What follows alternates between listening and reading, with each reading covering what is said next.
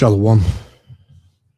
First and foremost, I want to give all praises, honor, and glory to Yahweh, Bahashem, Yahushua, Bahashem, Rakakadash, for blessing me and the elders, to do another lesson, another week down, and the heat is still on. You got this war with Iran not trickling on down. You got Iran making demands, some insane demands that America's not going to bow down to. But I see they had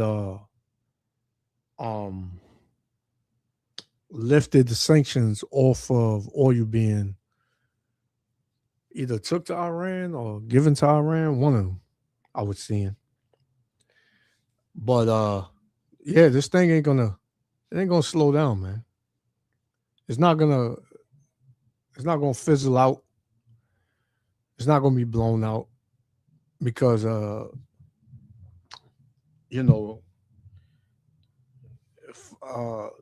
you spit on it, man.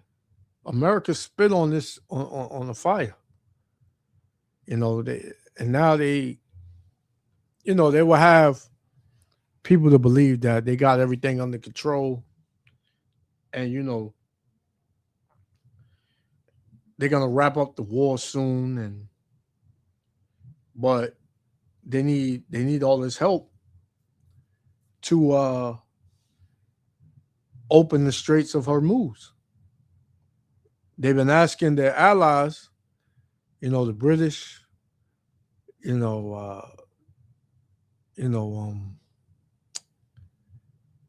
else? NATO, period, just asking them for help, and they shutting them down. Right? They shutting them down because what? Nobody wants to deal with Babylon anymore. Nobody wants to deal with the whore anymore. Right? Nobody wants to deal with the whore. They know the whore is just gonna, backstab them, man. Can't trust them. Can't trust the whore. Right? So let me get something real quick.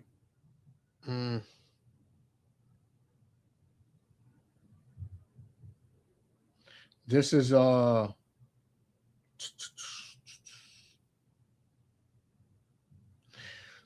Sirach chapter 28.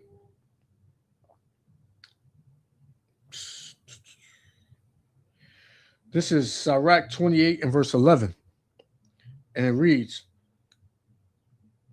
"And hasty contention kindleth a fire, and in hasty fighting sheddeth blood," man. And that's what this dude is doing, man. Trump is doing all of that, man. He's hasty, to get in another war, to shed blood, but he bit off more than he can chew with Iran. Right? So it says, "If thou blow the spark, it shall burn. If thou spit on it, it shall be quenched." Right? So he didn't spit on it to blow it out, meaning, pretty much not even go to war with Iran, which is being exposed why he's going to war, which it makes sense. Him and Bibi, they got, well, we don't know about Bibi. It's reports that he's gone. Right? It's reports that he's gone. And yeah, brother. Yep. They want it. Man, those demands. Yeah. They said something about they want reparations all the way back to 70 something or 80 something. And they want it paid off in a 10-year period. Man. And America ain't gonna do that, man. The proud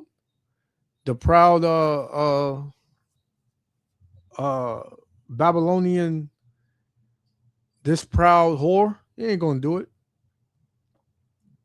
Yeah, but they said they wanted them to leave them alone, get out of Iran and all of pretty much the Middle East. All they want all of America out of the Middle East, man. Which they're not going to do that. So ain't no telling how long this is gonna go on, and we love it. We love it, man. Because at the end of the day, it's only up from here on out. Because the Lord is going to bring in all these nations to fight one another and ultimately turn their arrows on Babylon the Great, man, and burn her with fire. Right? So Sirach 28 and 12 again. It says, if thou blow the spark, it shall burn. If thou spit upon it, it shall be quenched. And both of these come out of thy mouth. So what has Trump done? Trump has blowed the spark, man. Right? He's talking big mess. And what you got now is that all these other countries, they making mockery of Trump, man. Then you got the FBAs writing letters talking about we don't want no problem, Iran, and hey, the black community ain't got nothing to do with it, and we just want to be left alone. We just want to live in peace and harmony. Well, what you don't understand, FBA, Foundational Black American, is that these damn Persians had you in slavery too. And they don't like you as well, man. You see the clip. You seen the clip back in the day, 1979, with this dude, Atola or Khamenei, whatever his name is, the leader that got, put to death, in the beginning of this war, saying that black and Irans will be freed. And you took that and you ran with it, man. I seen damn 10 to 15 videos go up. Black Americans are exempt from Iran's war with the U.S. Yeah, okay, you keep thinking that, man. None of these nations like you so-called Negro, Latino, and Native Americans. None of them. And guess what? They all know who you are. They all know, the leaders of these countries, they know that you are the people. Why don't they say that? Why don't the leaders of China, Russia, they can show the black icons in Russia and open the temples and show you all the black images, but they'll never tell you that these people are the so-called Negro, Latino, Native Americans, man, that they hid throughout history. They'll never say that. The Iranians will never say that. They'll just call you black.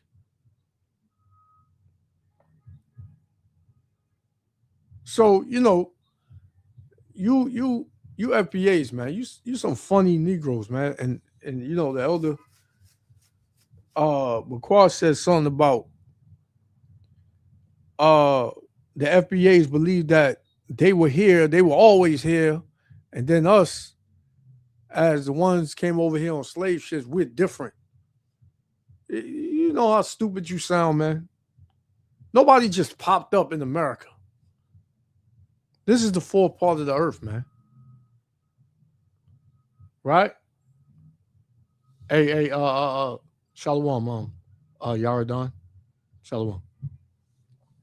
Yeah, man. So you wasn't just over here in America, just popped up out the ground, and you've been over here since, get up out of here, man. But back to this war, you got an influx of soldiers and personnel in the military not wanting to fight.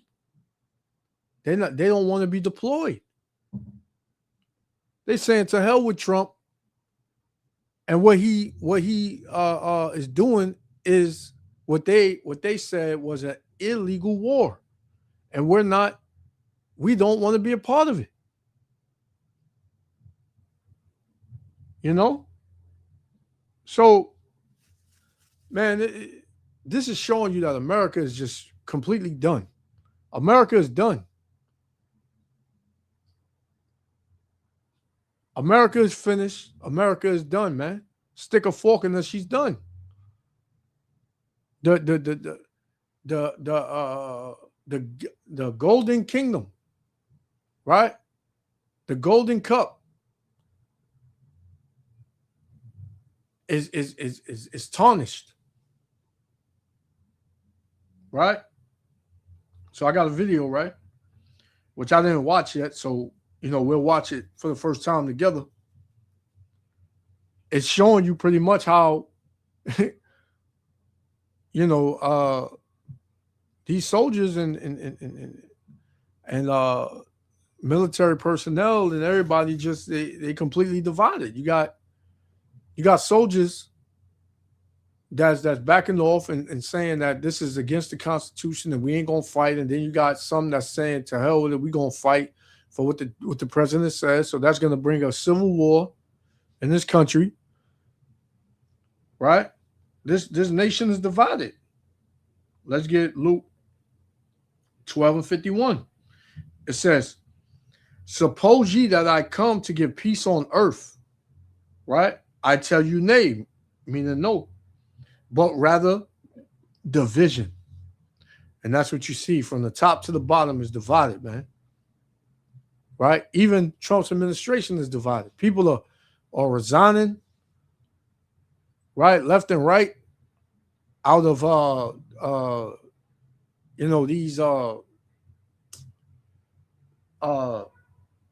these houses, these different houses, Senate houses, whatever. People are resigning. These coordinators and these analysts and everybody's resigning, man, because everybody knows that this country is on its way out, and people ain't buying it no more. You got military vets. They crashing out saying how much they hate this country and they hate the military and the president and all that. Never have you Hey, shalom, brother. Shalom. Rakatah. Rakatah. Y'all about Shem Shah Rakatah. Yeah. Peace and blessings, brother. Same to you, brother. Yeah, so we're gonna play it.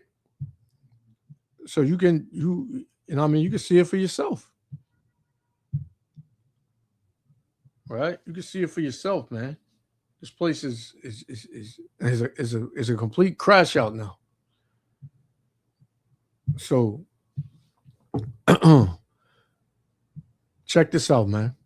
Now this is I guess he's a veteran. He done did his time, but he's ashamed now, man, because the morals back then, which the military was always goddamn lying, telling you going over there because they're a threat and all this. When America been the fucking threat, Salakia for the language, America's been a threat for forever, man. They purposely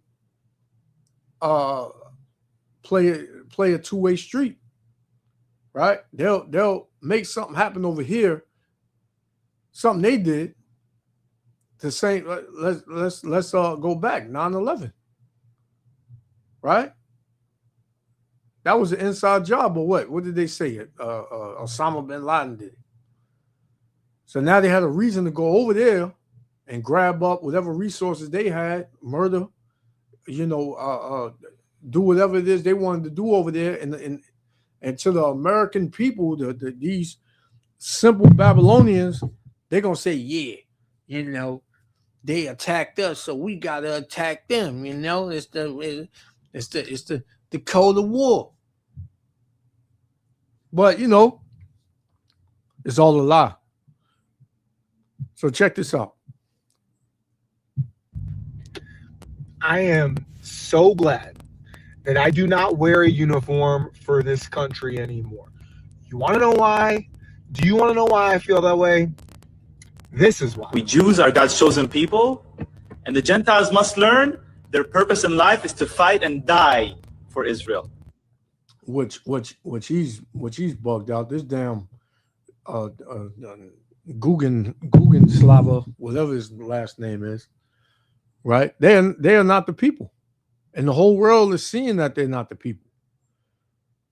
And the whole world knows that they're not the people now, man.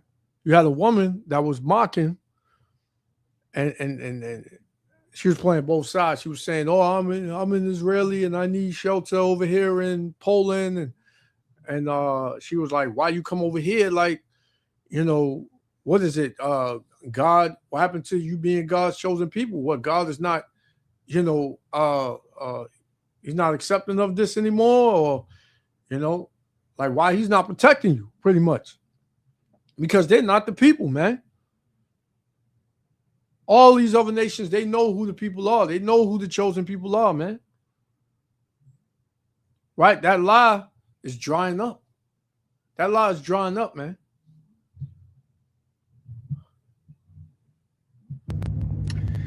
Do I even have to say anymore? People. Salakia.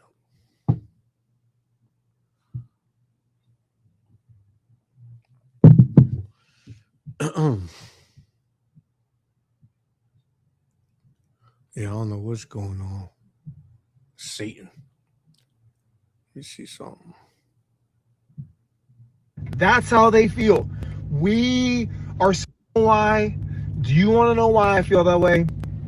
This is why. We Jews are God's chosen people, and the Gentiles must learn their purpose in life is to fight and die for Israel. Do I even have to say anymore? People that feel that way run our country. They own our country. They are in our country. They are our political leadership. They feel that way. That's how they feel.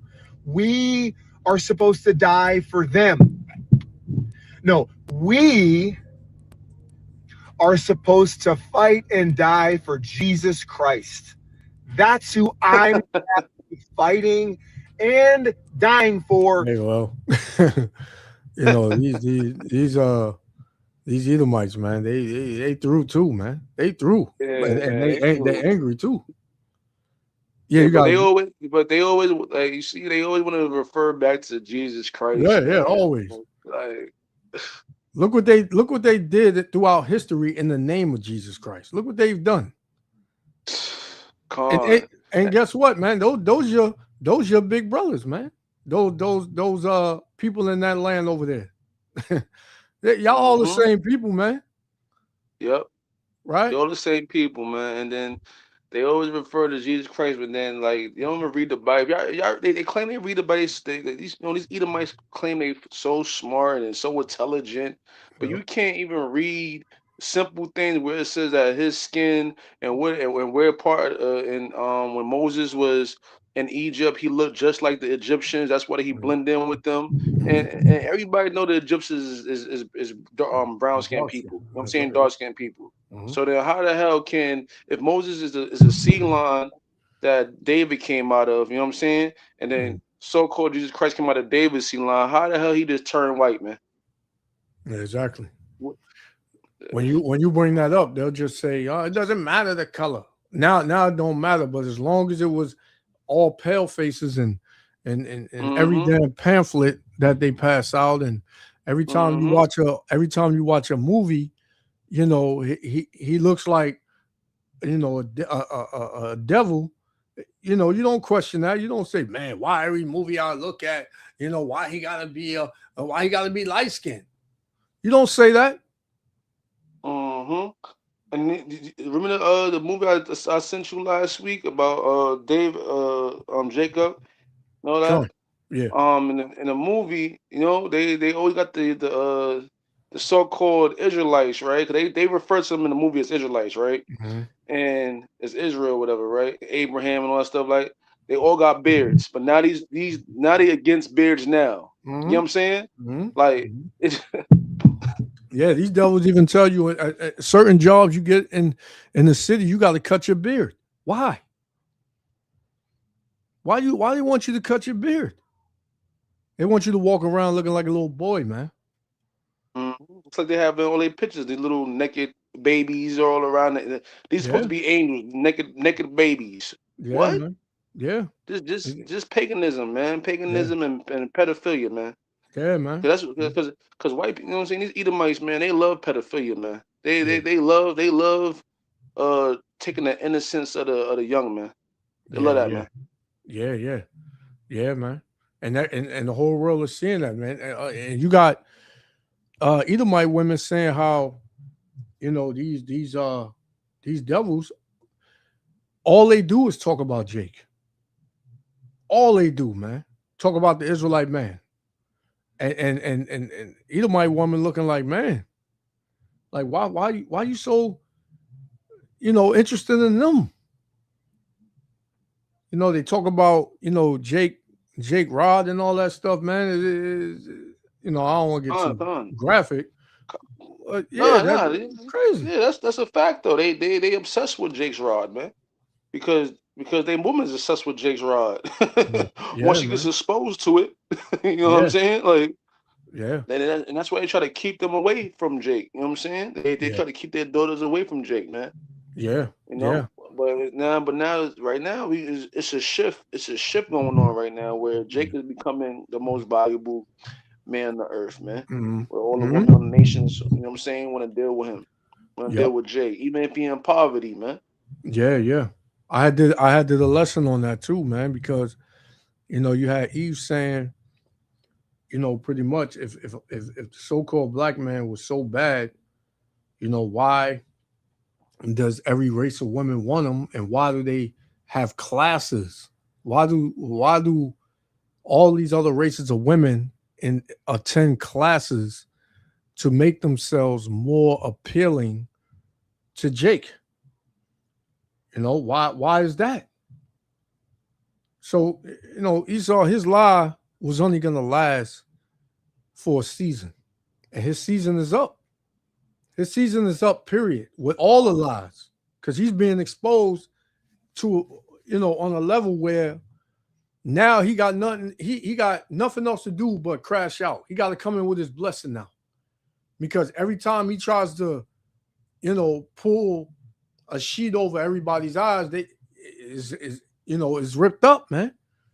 Just like that, man. Just like that. People exposing him. We're catching him in his lies. So he's upset.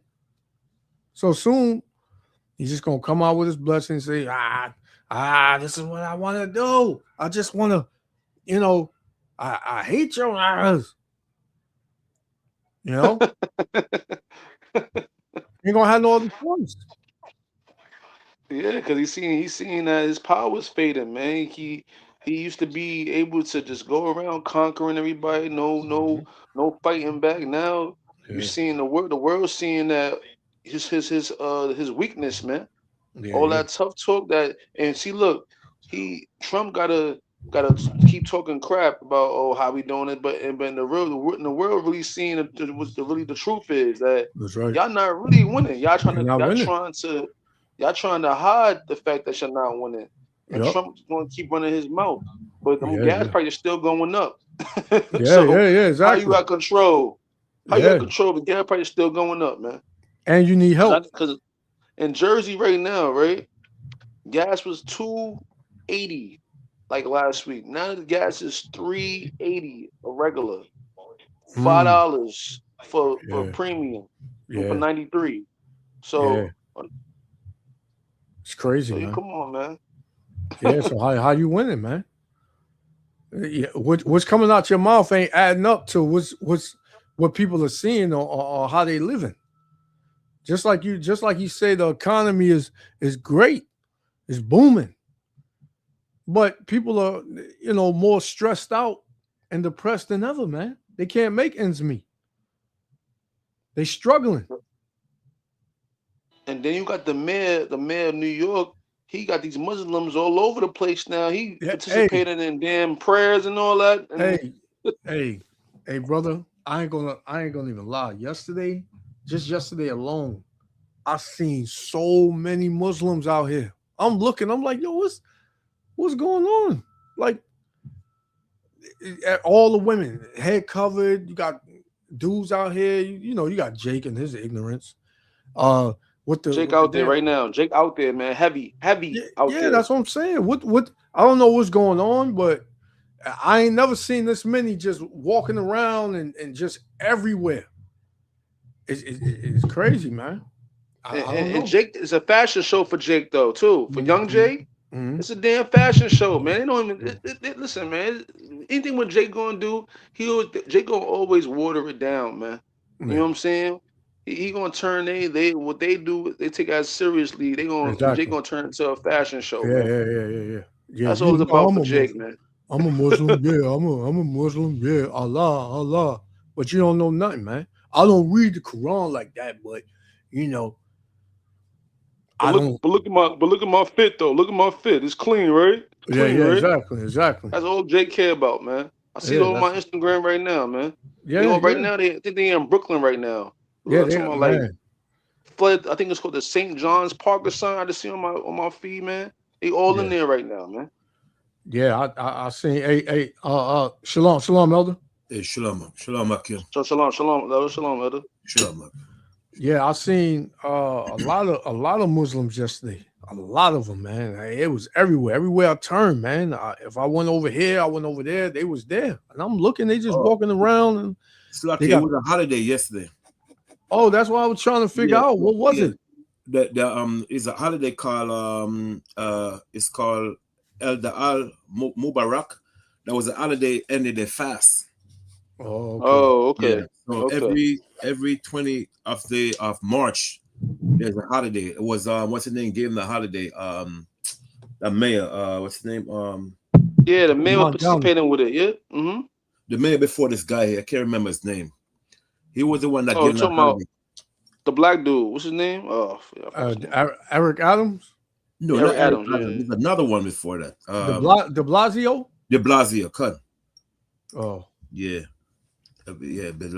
So every March 20, you're gonna see a whole bunch of them. There was in Staten Island for yesterday. Yeah. So every time the end of the fast is about to end, they call it the Mubarak Ali. Oh, yeah, man. Because I seen it yesterday. I'm like, man, it's crazy, man. I know, you know, and that's dangerous, man. Because I was looking, I'm like, if Elam or Ishmael wanted to do something in this country, they can do it. Yeah, they can do it easy to do it.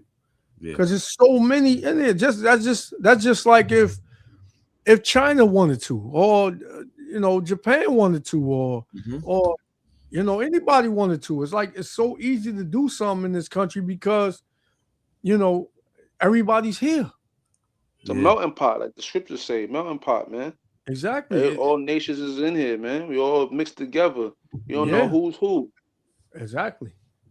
Yeah. Yaradan said Ramadan. Oh, the end of their Ramadan. Yeah. For it. Yeah. Okay. Because Yaradan, I know I wasn't bugging, man. I'm like, man, there's a lot of them out. I know there ain't no mosques over here, nothing like that. But they was just everywhere. Yeah. But what killed me is that they're supposed to be the face of terror right now. How y'all got all them just doing this in the open and public? Like they're just out here. Y'all supposed to say this is the face of terror. They sleeper cells in the country, all this stuff, but they all just outside doing their thing. Nah, they worried about Jake in the corner over there, you know, sitting in the car on his phone yelling. Yep. So he can go over there and put 5 in Jake. And say they fear for their life, but here it is. You got, you know, this country on the brink of an attack. An attack is right around the corner, man.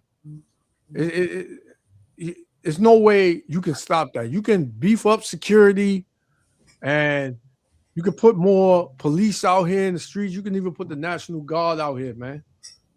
right? It's not going to stop an attack if one of these countries decide, because all these countries got cells in this country. So if anything, if they wanted to do anything, they're going to do it, man. And you're going to just have to deal with the aftermath. That's all. That movie with Denzel Washington called The Siege, right? It proves that. Like, okay, yeah. When you watch that movie, you Yeah. know, it's like it show you that they can't stop nothing for real, man. They tried, man. They can't stop nothing. And then on top of that, you got like this dude. You know, he was ex-military. He said he's glad to not wear a uniform for this country, because this country ain't fighting for its own freedom. It's fighting for the policies that are foreign, man. They fighting for those them fitted hats over there in the land. That's what they fighting for. Like, I mean, it was taken over by foreign entities. You know what I'm saying? This country ain't never been. That's why they're going to have the interests of foreign. That's where they came from over there. That's what, you know what I'm saying? They came from that area. Exactly. You know? Yeah, man. So people are like, man, to hell with this, man. I'm not fighting for them. You know, they saying that the dude, he said, oh, we are the Jews. Let me rewind it, man. Because you see, they killed 2,500 troops yesterday, Hawk? Yeah, you had sent that to me. You had sent that to me. Yeah, 2,500 troops. What U.S. troops? Yeah, they bombed a place in Iraq, a big military base. Oh. And a lot of people was back. They was watching the smoke going up in the air like crazy, man. They blow it up. Nah, are you serious? They said how much again? Yeah, it was in is a place called in Iraq. Yeah, wait. So it said Kuwait. You said 2,000 plus? Wait, Kuwait. Yeah, Kuwait. Look at wow. That's not good, right? Yeah, I mean, you know how we always say they play with numbers. Because if it just happened, how can you count that many? I mean, come on now. Like you. Yeah, I mean, because what happened is they know how much troop was in that base, you know. Because a lot of people in Iraq, they already know, you know, they're used to that base, you know what I mean? Mm-hmm. So a lot of news, they're bringing it out. They're like Al Jazeera, they're not hiding nothing no more, man. There was a lot of troop that was in that place. Matter of fact, you have the video, you can play it for a minute after you finish. Come on, let me look it up on the thing. Because they'll say troops, but it could have been military personnel as well. That wasn't true. Yeah, you're right. You know, U.S. troops. Yeah, could. It could just be somebody that it could have been technicians, you know, right? Included, could anything. Yeah. So they'll say troops. But how Trump is going to explain that to the American people? And that's crazy. That's crazy. How you gonna explain the death toll like that? You know what I'm saying? How you gonna able to? They're not gonna explain to speak that away. You know what I'm saying? Because you got to think about the people that families those they belong to. You know what I'm saying? They're gonna have to find a way to explain that. You know what I mean? Like, how y'all didn't know this is gonna happen? How y'all didn't prevent it? You know what I'm saying? Preventive measure, something. Yeah, they're not gonna do it because they feel like it's none of your business how many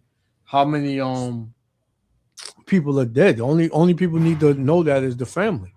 But we're gonna see if it adds up, because you know if you know their family members really did die, the family would come out and say, you know, this happened and this and that. But we'll see. Yeah, and they're not allowed to bring it on public news. Yeah. It's just like that devil. They got that devil. And it wasn't Iran that killed him. It was his own people. That demons from you know, Yahoo, whatever the hell his name is. His own people assassinated him. You talking about Bibi? Yeah. His own people got him. It was in you know, Israel got now prime minister now. Yeah. I heard about that. Mm-hmm. Yeah. So you believe they got him? They got him for real. They got him. Yeah. It was their own people assassinated him. They put a bomb on his thing and blow him up in his mobile. I heard that I heard. I mean, they saying it could be because remember they did 2 videos, but the videos was AI. One of them was an AI. Yeah. The one with the coffee when he's drinking the coffee. Yeah, that was an AI. And the one with the 6 fingers left. That was Yeah, AI. that's the same video. Yeah, but that one was an AI, definitely. But before I send off video, I make sure I ask my son because he's very expert in, I asked the brother, you guys. But what happened is that video, the other one is real. They got him for real. Okay. Yeah. That ain't gonna stop nothing though, because it's already on already. Yeah. He ain't gonna get. He ain't They getting. ain't stopping us. See, this is what they think. These people think that if they kill these certain leaders, assassinate these certain leaders, that what I'm saying, it's gonna stop the war. No, the war's already is on. It ain't stopping no time because once you start bombing the money, you start destroying the money. Then it's over. This is a permanent war. Yeah, that's it. Yep. Yeah. It's only gonna increase. Only gonna increase. More nations gonna get into this. I just heard Pakistan said they ready to shoot some of them junks out in Pakistan. Yeah, and they standing with Iran. They said. Yep. Yeah. That's right. Yeah. They under oath. They can't speak out. Right. Exactly. They can't say certain things. Showing you that these people they still know that they're under a rulership that's secret. So they have to be in secret with a lot of things. They can tell you some things, but they can't tell you the real deal. And then and now also, the F-35 plane. Remember the F-35? Three of them went down now. Con. So I heard about one. I didn't hear about three though. We said three? Oh man. Yeah, but this ain't hitting the mainstream media over here. Oh no. You gotta go to you gotta go to like Al, like I look at one called Al Jazeera. Al Jazeera, yeah. Yeah, Al Jazeera. Yeah. I look at that one. I look at the Sun. A couple of other ones. Yes, sir. Yep. I can't think of right now. RT show a little bit of stuff too. RT news. A little bit. Yep. You can't go to CNN. They damn sure won't tell you nothing. Right. Now I didn't hear about three because those F-35 just supposed to be like stealth fighters, like they supposed to be stealth. But they find out the secret now. See, Russia even came out and said straight up, we're helping Iran find your bastard, just like that. That's what Putin said yesterday. He came out straight up, man, like a lion, and said, we helping Iran to take where your damn military bases at, just like you did with Ukraine. So Iran said, hey, Putin said, we're doing the same thing. Same thing you did with us, we're doing the same thing with Iran to find your bastard. Yeah, man. Yeah. So you see the hatred that they have for this war, man. Right? I also heard that Russia said that they told U.S. if they pull out of Ukraine and stop helping Ukraine, that they'll end the war with Iran or something like that. They'll stop Iran from the war. But that's all propaganda, I think, man. Yeah. Probably Putin didn't never say that. That, man. America's too proud to look weak in front of the world, man. Which all these nations, they know they can just take out Babylon, man. They know this, right? China and Russia alone can take out Babylon, man. But everything is on the Lord's time. Everything. Right, North Korea could take out Babylon easily. North Korea had been ready to go crazy on Babylon. Every day I hear something about this man saying he ready to do something, man. God, I got one. This is Revelation chapter 17, and I'm gonna start at 1. It says, there came one of the 7 angels which had the 7 vials, and talked with me, saying unto me, come hither, I will show unto thee the judgment of the great whore that sitteth upon many waters. So this is the judgment. This is only the beginning of the judgment, right? Him being exposed, the whore being exposed, and everybody, pretty much fading from the petrodollar, and cutting them out, man, because Iran said one thing. He said they'll allow other countries to buy the oil, but if they want to bring it through the strait, they will have to purchase it with the yuan, the Chinese dollar. and America's not gonna allow that, man. You know. Oh, please. I mean, it's already been done. They already let India pass through that. India paid through that, because remember, India is a part of the BRICS association, so they already exchanged in that currency already. The yuan. Con. Hey, Elder.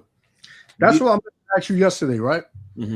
Because I didn't know that the Iranians. I didn't know that those were Elam.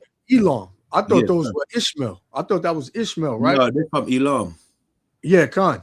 So, are the people in India the same as the Iranian? Yes. You remember we brought out the other day in the history, right? When the Iranian, when Cyrus II conquered the Medes.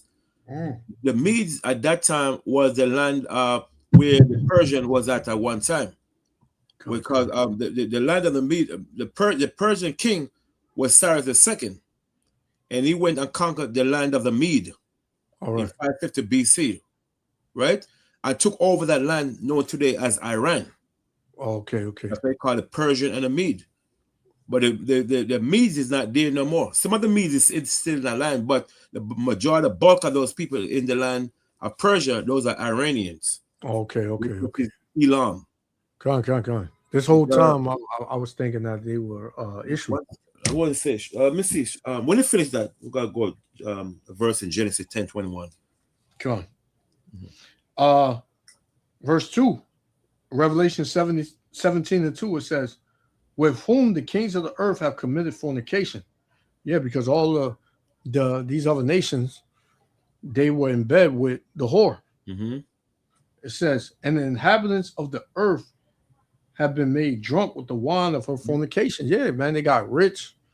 You know, they pretty much let down their guard. They trusted in the what the whore was telling them and how they were doing business and things of that sort.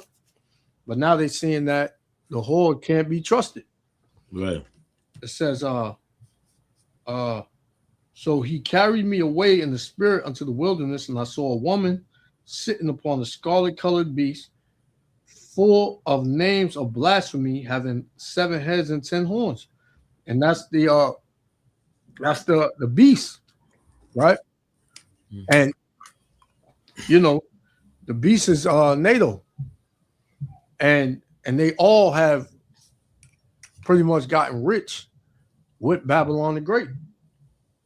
It says, and the woman was arrayed in purple and scarlet color and decked with gold and precious stones and pearls, having a golden cup in her hand, and full of abominations and filthiness of her fornication. And that woman that holds that golden cup is Babylon, man. Right? So Babylon has been the place to be, the place to go. If you want to get rich and have full abundance, you deal with Babylon, you deal with the whore. But, you know, like I said, the reality is setting in with all of these nations, and they seeing that pretty much Babylon is just a whore to Israel, man. Israel is running the show. You know, America still has power, but now that power is being weakened, like the elder brought out the other week, where the kingdom will be partly strong and partly broken. You know, so that's what you're seeing right now. It says, and upon her forehead was a name written, Mystery Babylon the Great, and that's America, the mother of harlots and abominations of the earth, man. So that's where we dwell in, and that country is on the radar of all these arrows that's about to be shot over here, man. This is the number one enemy right here, and you're about to witness it. Okay. Guys, Elder, what you want? Genesis? Yeah, come. Yeah, 10 and 22. Genesis chapter 10 and verse 22. It says, the children of Shem, Elam, and Asur. Right. Elam, right? Elam. Those people are of Assyria and Elam. We say and the Shil Hashem. Elam. Those are the East Indian. Those are the East Indian known today as the Persians. So those East Indian today, in Iran, those are not Arab. But they took on Islam later on. Okay. They're known as the children of Shem. They are Shemite Gentiles. Okay, so they came from a seed of Elam. Okay, so like I said, Cyrus II, he was an Elamite that took over the land of Persia when Astasiris was the last Japhetic king to rule that land right there in 550 BC. During the time of the Achaemenid, they set up the Achaemenid dynasty under Cyrus II. Is a dynasty called the Achaemenid dynasty. I think it's spelled like Achaemenid. He was the founder of the Achaemenid Persian dynasty. Okay, I say defeated the last leading king in 547 BC and captured Babylon later on. You know, under when he conquered Babylon. He didn't conquer the land. He just went and the Babylonians surrendered themselves. So they never conquered the land. So we know that's how we know the modern day Babylon is America. You see what I'm saying? So you know, so the thing is, my brother said we are the true Iranian people. No, it said who are the true Ayan? Oh, yeah. Elam, the Persian. Who are the true? Okay. Piblock is asking who are the true Aryan people? The Iranians. They call them Aryans. Gone. Yeah, they call them Aryans, you know. They call them Aryans. Just like all these Chinese, Japanese, East Indian, all those people, those people in North Korea, you used to call them Asian people, Asian. Remember reading a second Maccabees about Moses said, you Asian people. He's talking about all the people, Elam, Chinese, Japanese, they're known as Indonesian, Japhet. They call them Asian people. Yeah. But the Aryan, those are Elam. Come. That was it on that's what you wanted? That's it? Yeah, just to yeah. So when you look up, like Google like the Persian from the seed of Elam, it shows you, know. Also, yeah. Come. On one more, Genesis 49, Jeremiah chapter 49, 35. Jeremiah chapter 49 and 35. It reads, it said, thus saith the Lord of hosts, behold, I will break the bow of Elam. Elam, say the Elam, the so-called East Indian. God. The chief of their might. And upon Elam will I bring the four winds from the four quarters of heaven, and will scatter them toward all those winds. All those winds, they shut all those winds. So the Most I tell you, I will break the bow of Elam. We know the bow is like the Fatah missile. They're very popular making them stuff. The drones. Look at Russia. Russia they're like top technologies in the world right now. Russia, China, and North Korea. Those people, they surpass Babylon, right? So what Trump mistake was, he tried to thinking that Iran was Venezuela, which that knowing that you're living at a time of technology, and people of technology is very advanced. Look at those look at those drones that Iran got, man. Drones are powerful. Even America tried to copy the drones. But one of the drones that they took that went down, Elam have the technology to disfigure it. They could jam it. You know what I'm saying? So Russia buying drone, and they got more deadlier drone. Elam have now. The Persian, Iran have right now. So the Mosai says he's gonna break the bow of Elam with the drone, the Fatah missiles, all those missiles in the last days. Mosai gonna destroy those all along with them Russian and the Chinese, because the Mosai, we know he's gonna set up a new kingdom. So all those kings those guys that build all the top drones and missiles, your rich think missiles. The Most High got to destroy all those in the Middle East. Mm-hmm. They got to break the bow of Elam. Elam is famous for making those bows. Con. You know what I'm saying? And then read that in the Apocrypha about the Iranians shall go for like a wild boar. You know what I'm saying? I shall join with them, which is what? The Arab nation. So that's why another proof right there. Elam is not no Arab. They are Elamites. East Indian. And they're going to join with the Arab in the last days. Con. Yeah, that's right, man. But then on the other side, you got, you know, because them men over there in Iran, man, they ready to fight. They're not backing out. But over here in Babylon, you got these dudes, these ex-soldiers and soldiers in the military active that don't want to fight. Mm-hmm. You know, they cashing out. They saying, man, I'd rather go to jail. Yep. You know, I ain't going over there to fight an illegal war for people that don't benefit this country, because all Israel does is extort America. They take everything from America, man. America give what, $10 billion? Mm-hmm. You know, every year, or it's probably more than that now, to Israel. Good. Come on, man. It's crazy. I don't even think that it's really that they are fighting for Israel. Well, I think that it's also America's interest too, because America has been doing this to different countries like Gaddafi. They did it to Saddam Hussein. They did it to the Afghanistan.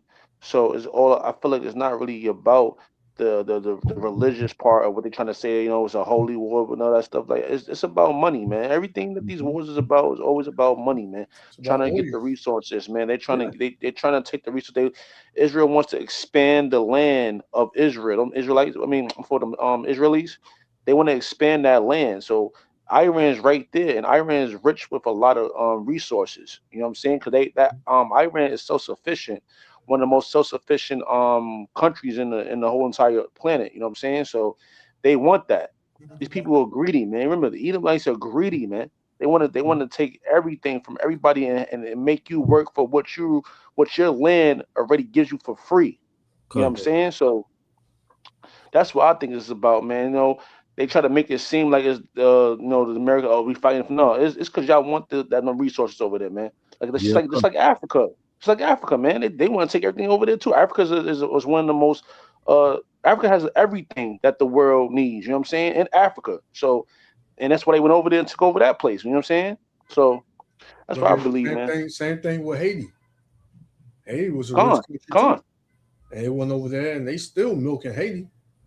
And the people of Haiti, them Levites over there, they live they live bad. They live real bad over there, man. See what happened with Cuba right now? Cuba, they shut Cuba power off. Yeah, look at that, man. Then you had Trump say it'll be an honor to go take over Cuba. The bastard, yep. You know, still talking proud, man. And those are our people, man. Yeah, in Cuba. Still proud, man. You know, but over there, I did a video on that. A lot of them Cubans, man, they into a lot of idol worship, man. They do a lot. They do a lot of idol worshiping over there. They got like over 30 or 40 deities over there that they worship, man. Yeah. So I think that's like something around all the Caribbean islands. All the Caribbean islands believe in a lot of deities, man. Yep. These festivals they have every summer, when the spring come around, all the different type of carnivals and festivals they have about those all against deities. Worship of deities, man. Yeah. All idol worship. So the Lord is completely jacking the tribes up, and Jake ain't putting it together. He just thinking that it's just we'll get through it. That feel that way. Lucky. Run our. Yeah, they figure like it'll pass. America, he gonna fix it because Cuba in talks with America now. So now America, they could just, come over there in the name of democracy, and they're gonna tear Cuba up, man. Oh, but watch out for Russia. Russia's over is said they were sending two resources tankers over there, something like that. Yes, against you reach America's wishes. Yeah. So if America do something to them Russian vessels, it's on with Russia. And I feel like that's what they want. I feel like Russia wants them to do something to them so they can be like, all Yeah, right, they now we in do. this now. Yeah, they do. North Korea, China, they all want America to do something to them personally because Israel had shot a missile and it almost hit a Russian base over there in Iran, and it didn't hit the base. It didn't kill anybody, but Putin was like, y'all better be careful. Yep. You know. So these nations, they thirsty. They want a piece of this, man. They they got all them. That's like it's like being in your house, man. You stacking up on guns all your life, man. You got all this ammo and all that, and then the people up the street, they fighting, but you just sitting there every night looking at your armory. And you're like, damn, I need to use these, man. That's like when Jake gets some money in his pocket, man. It'd be burning the hole in his pocket. That's how these countries are, man. These countries, they holding them missiles and they technology, all that weaponry they got, man, is burning the hole in them. They just like, man, I want to use it. I want to see what it does. Mm-hmm. And what better place to use it on is either Israel or America, man. So it's only a matter of time, man. But let me check out and play some more of the video. Country. They own our country. They are in our country. They are our political leadership. They feel that way. That's how they feel. We are supposed to die for them. No, we are supposed to fight and die for Jesus Christ. That's who I'm tasked with fighting and dying for if I have to. Jesus Christ. These people think that Jesus Christ is a monster. I'm tired of it. Thank God. Thank you, God. Thank you, God, that I do not have to wear the uniform of this country anymore because I am disgusted. I'm disgusted. What that rabbi just said is disgusting.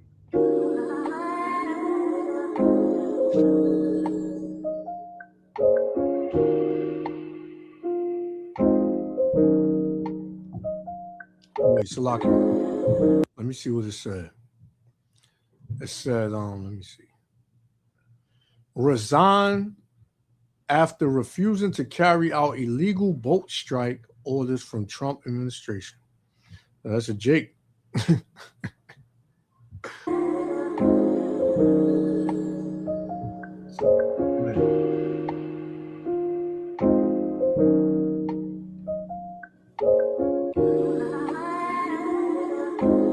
Moving fast. Lock here, y'all.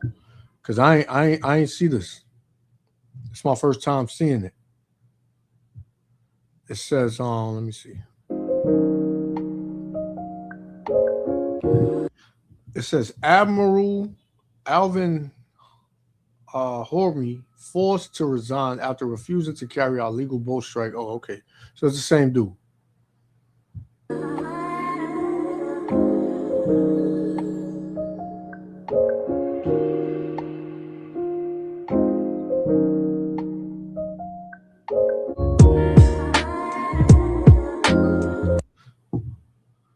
It's lucky, y'all. It says Black Media Page. If standing on business was a person, you're looking at it. Secretary of Defense Pete Hegseth called Omega Phi Psi Fraternity Incorporated brother Admiral Alvin Hosley. Oh, so he in one of these Greek fraternities, you know, which a lot of these jakes are that's in the military, and these judges and these doctors and all of them from that Omega Phi Psi, that Greek fraternity, and all of that. You know, they deal with that stuff. Yeah, you can't even get to those positions without being a part of those fraternities. Exactly, man. That ain't just he did a good job and he worked hard and all. Nah, you got to be a part of. You got to be backed. You got to be juiced in, so to speak. Juiced in. It says, Brother Admiral Alvin Hoseley on the carpet to address the Admiral's refusal to carry out fishing boat attacks in the Caribbean. Right? It says, Admiral Hoseley expressed his concern for civilian casualties because Jake got a spirit, man. Jake not just gonna go out and just start just killing anybody, right? Just putting anybody to death. You know, well, they was in the way, whatever. Right? Esau could do that, no problem. It says Secretary Hegseth pushed back and reminded the Admiral of his sworn duty.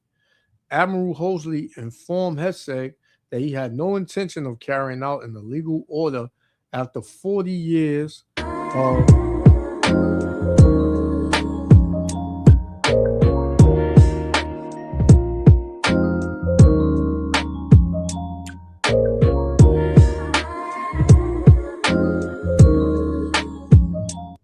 It says, Admiral Hoseley informed Hegseth that he had no intention of carrying out an illegal order after 40 years of service in the U.S. Navy. Damn, he was there for 40 years. It said, in response to the Admiral's stance, Hegseth threatened to strip Hoseley of his command. The meeting became heated and quickly adjourned. Less than 15 minutes later, Secretary of Defense Pete Hegseth received Admiral Alvin Hoseley's letter of resignation. Yeah, man. Dipping out, 40-year veteran. Dipping out, man.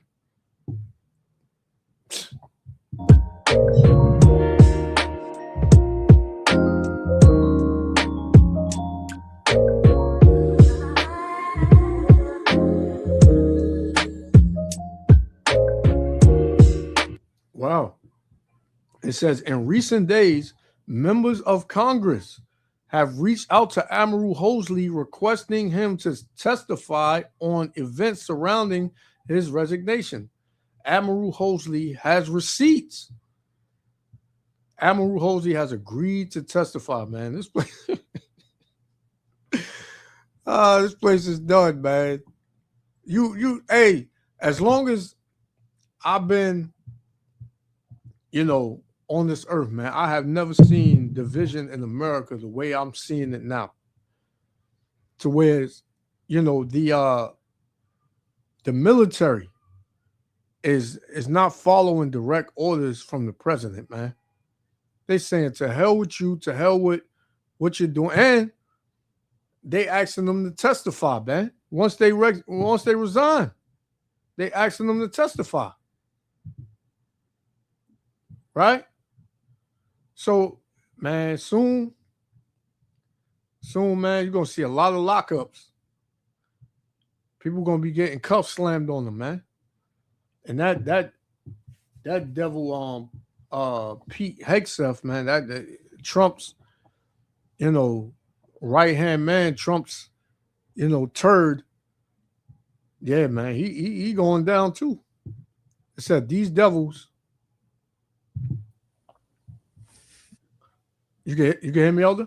I didn't know you got kicked out. Yeah, I can't get in. I don't know what's going on. Salaki, you probably tried to get in. I was playing. It says, these devils have spent $11 billion on this war and are asking Congress for $200 billion. Yeah, and you know who's gonna pay that, right? Taxpayers. They're gonna pay that, right? Hard-working Americans, they gonna pay it, man. You can hear me, Priest? Yeah, I can hear you. You can hear me? Okay. Yes, no, I can hear you. Okay, come on. Now I was reading this thing with this Jake in the U.S. Navy, been there 40 years. Right. And he resigned because he didn't want to carry out an illegal boat attack in the Caribbean. He was pretty much saying that he's not gonna kill innocent, civilians.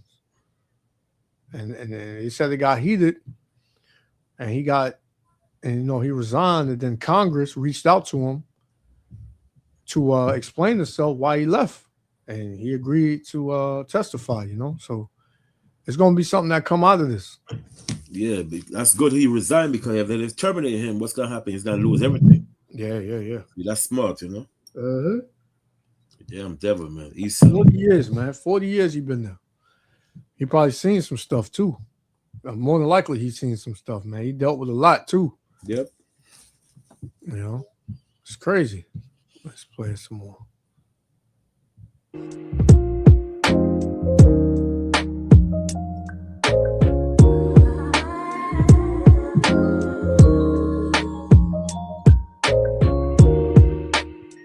It says Hosley is recognized for breaking barriers as the first black commander of Southcom and for his dedication to partnerships and strategic challenges in the Americas. See, Esau could never, this is like, Elder, when we brought out back, some months ago about the Manhattan Project. Right. Jake was behind that. But Esau was the face of it. So Jake, more than likely, Jake make a lot of these decisions. Yep. And Esau just he acts him out. He pulls him out because Esau know how smart Jake is, man. Right. But that's why he needs to get one of these sellout Negroes on the side. Look at Farrakhan. You got Al Sharpton. You got what's this lead bald-headed lawyer's name? Crumb. Crumb. That's something Crumb. Yeah, the dude that shows up every time a Jake get gunned down by the cops. Yep, to make money. You don't never see him until it's a big case where Jake Al get gunned down by the Sharpton. cops. Yeah, Al Sharpton, Jesse Jackson. Exactly. Who just went back to the spirit world. Everybody knows Jesse Jackson was a bootlicker, so is man. Esau knows he needs Jake on his team. He can't really move when it comes to Jake unless he got a Jake that's in his cabinet. That's playing on his that's according to his plan. He can't, man. So I know this Jake, man, he's seen a lot and he was able to get them out of a lot of messes too. Yeah.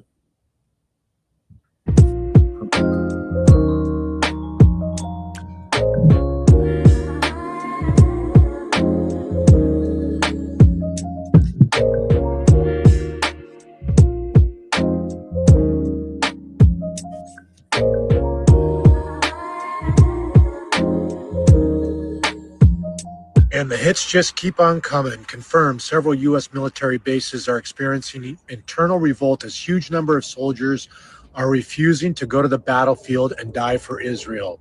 Love it. This will have devastating impact on Pentagon. Look at that, man. Look at that. They don't want to fight for that police, man. Exactly. Gun in the White. Come on, man. You see these devils out here, man. They hella proud, man. I see them on what is that? What's that Parkway? Eastern Parkway. Eastern Parkway. Yeah, Eastern Parkway, Ocean Parkway. Yeah. Police officers surrounding. Yeah, man. They got cops. Hey, they got cops over there all the time, man. 24 hours, man. I thought you was the chosen people. I thought you trusted in, Hashem. Yeah. Where Hashem at? Come on, man. Right? The dudes is just straight phonies, man. And they scared. But like we said earlier, you ain't gonna stop nothing, man. Yep.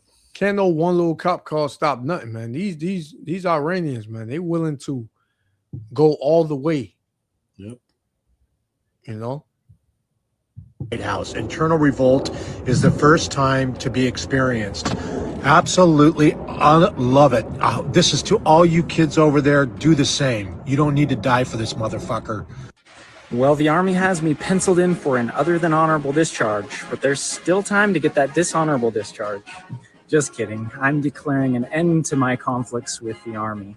I felt like I fought for the Constitution and the Army values, and unfortunately, field grade officers don't care about that anymore in this climate. So it's better for me to just be separated. But a little debrief about my trial. We did wrap it up in one day, and I want everybody to know that it wasn't a kangaroo court or anything like that. We all agreed to stay longer on that first day and get it wrapped up in the same day. All the witnesses had a chance to testify. Nothing was rushed. I agreed to it. My attorney agreed to it. And so there's no funny business. Thank you so much for your guys' prayers. Honestly, the trial couldn't have gone any better for me. My attorney did an amazing job, and I looked super favorable based on the testimonies. Yeah, because a lot of these soldiers, you know, they got families. A lot of how long it been since World War II? Elder? Since World War II? Yeah, how long it been since from 1945 to now, about 81. What, 81 years now? Yeah, so during that 81 year time period, man, people been living and Babylon been pretty much, you know, pacifying people in this country, man. So, you know, especially a lot of these soldiers, they like to play the part, but when it comes down to actual war and boots on the ground and having to, you know, put people to death, you'll have a handful that'll be down with it. Yep. You know, but for the most part, they don't want to fight, man. They want to get their money and you know, take care of their family, see their kids, things like that, man. Nobody really want to go to war, especially not a war for a country that they don't live in that considers them, you know, nothing. You know, they don't want to deal with that. But right? You see, there's a script in Jeremiah chapter 51 and 30. I'm already in there too. Oh yeah, go ahead. Yeah, that's exactly where I was going. Yep. This is you can break it down. No, go ahead. Go break. This is Jeremiah 51 and 30. Mm-hmm. It says, I'll start at 29. Mm-hmm. It says, and the land shall tremble in sorrow, for every purpose of the Lord shall be performed against Babylon. Right. To make the land of Babylon a desolation without an inhabitant. So that's going to be the end all be all for Babylon, man. Right. Nobody's going to dwell here once this place is destroyed. Mm-hmm. Right? There's going to be a desert wasteland once the Most High get done with it, man. Verse 30. It says, the mighty men of Babylon. So this dude you see on the screen would be considered a mighty man. Mm-hmm. Right? The same way with the dude that said he glad he took off his uniform for this country. Mm-hmm. And the same way you had the Jake and the clip before this, the commander resigned, right? Because he didn't want to complete a task. He didn't want to do something, right? Right. The Lord said, the mighty men of Babylon have forborne to fight. They don't want to fight. Right? They don't want to deal with what's going on right now, man. Right. They're like, man, listen, man, I just want to live my life, you know, get paid and do my duty, my time, and I'm out. Okay. Right? They're not trying to go to war with Iran, man. Priest, Slacky, and when you look at the word forborn mean unwilling. Unwilling? Yep, the word forborn mean unwilling. Yeah, they unwilling to fight, right? It says, they have remained in their holes, right? And their comfortability. Yeah. Right? Slacky, priest. Yeah. And when you look at the word hole today, represent like bunkers and so forth, because a lot of soldiers I was watching, I had a paper, I'm gonna try and send you a video where there are a lot of soldiers, they're hiding in a bunker, man. They have bunker over there. I didn't know in different parts of the Arab city, American troopers, they have bunkers, they're in bunkers. You remember an example, not to cut you, you remember when Iran shoot a missile that was in some other, I think it was in one of them Arab country, man. The missile went under the bunker. Killed some of them. Yep. Yeah. So that hole would remain today as modern day bunkers. Yep. Yeah, I forgot what part I forgot what part it was. Yeah, let me try to Google it. If I don't know if it was Qatar or yeah, let me see. it could have been Saudi Arabia. It could have been. No, I don't even think it was Saudi Arabia. It was one of those parts of the Middle East and all that. Qatar, right? Qatar. Let's see. My look for it. It says, verse 30 again, it said, the mighty men of Babylon have forborne to fight. They have remained in their holds. Their might have failed. They became as women. They have burned their dwelling places. Her bars are broken, man. Yeah, so the strength is not there. The might is not there.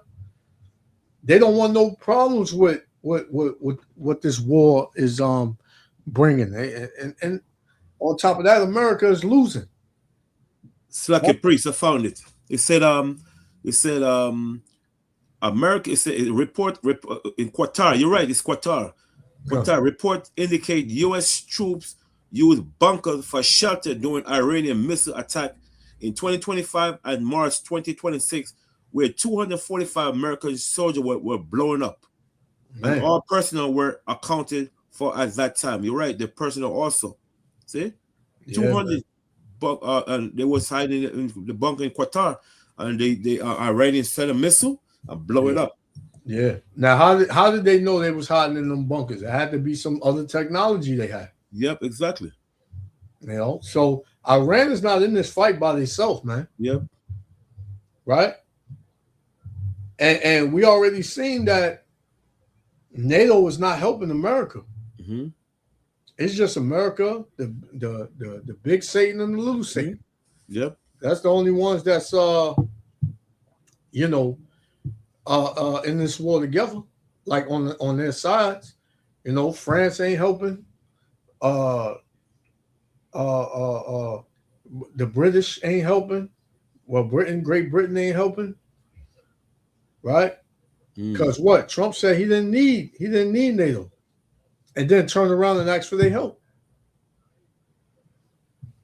Brother said, I heard it was black soldiers in Grenada who refused orders to attack black people in Grenada, and they were replaced with white boys. Later, they all died in a plane crash. It's crazy, man. Yep. Said Revelation 18:4. Come out from our people, be not partakers of our sins. Yeah, but you know, Jake want to make a name. Yeah, I'm a, this is my country too. I gotta make a name for myself. Man, I want these crackers to love me. They put Jake on the front lines, and then Jake get put away and for nothing, man. Yep.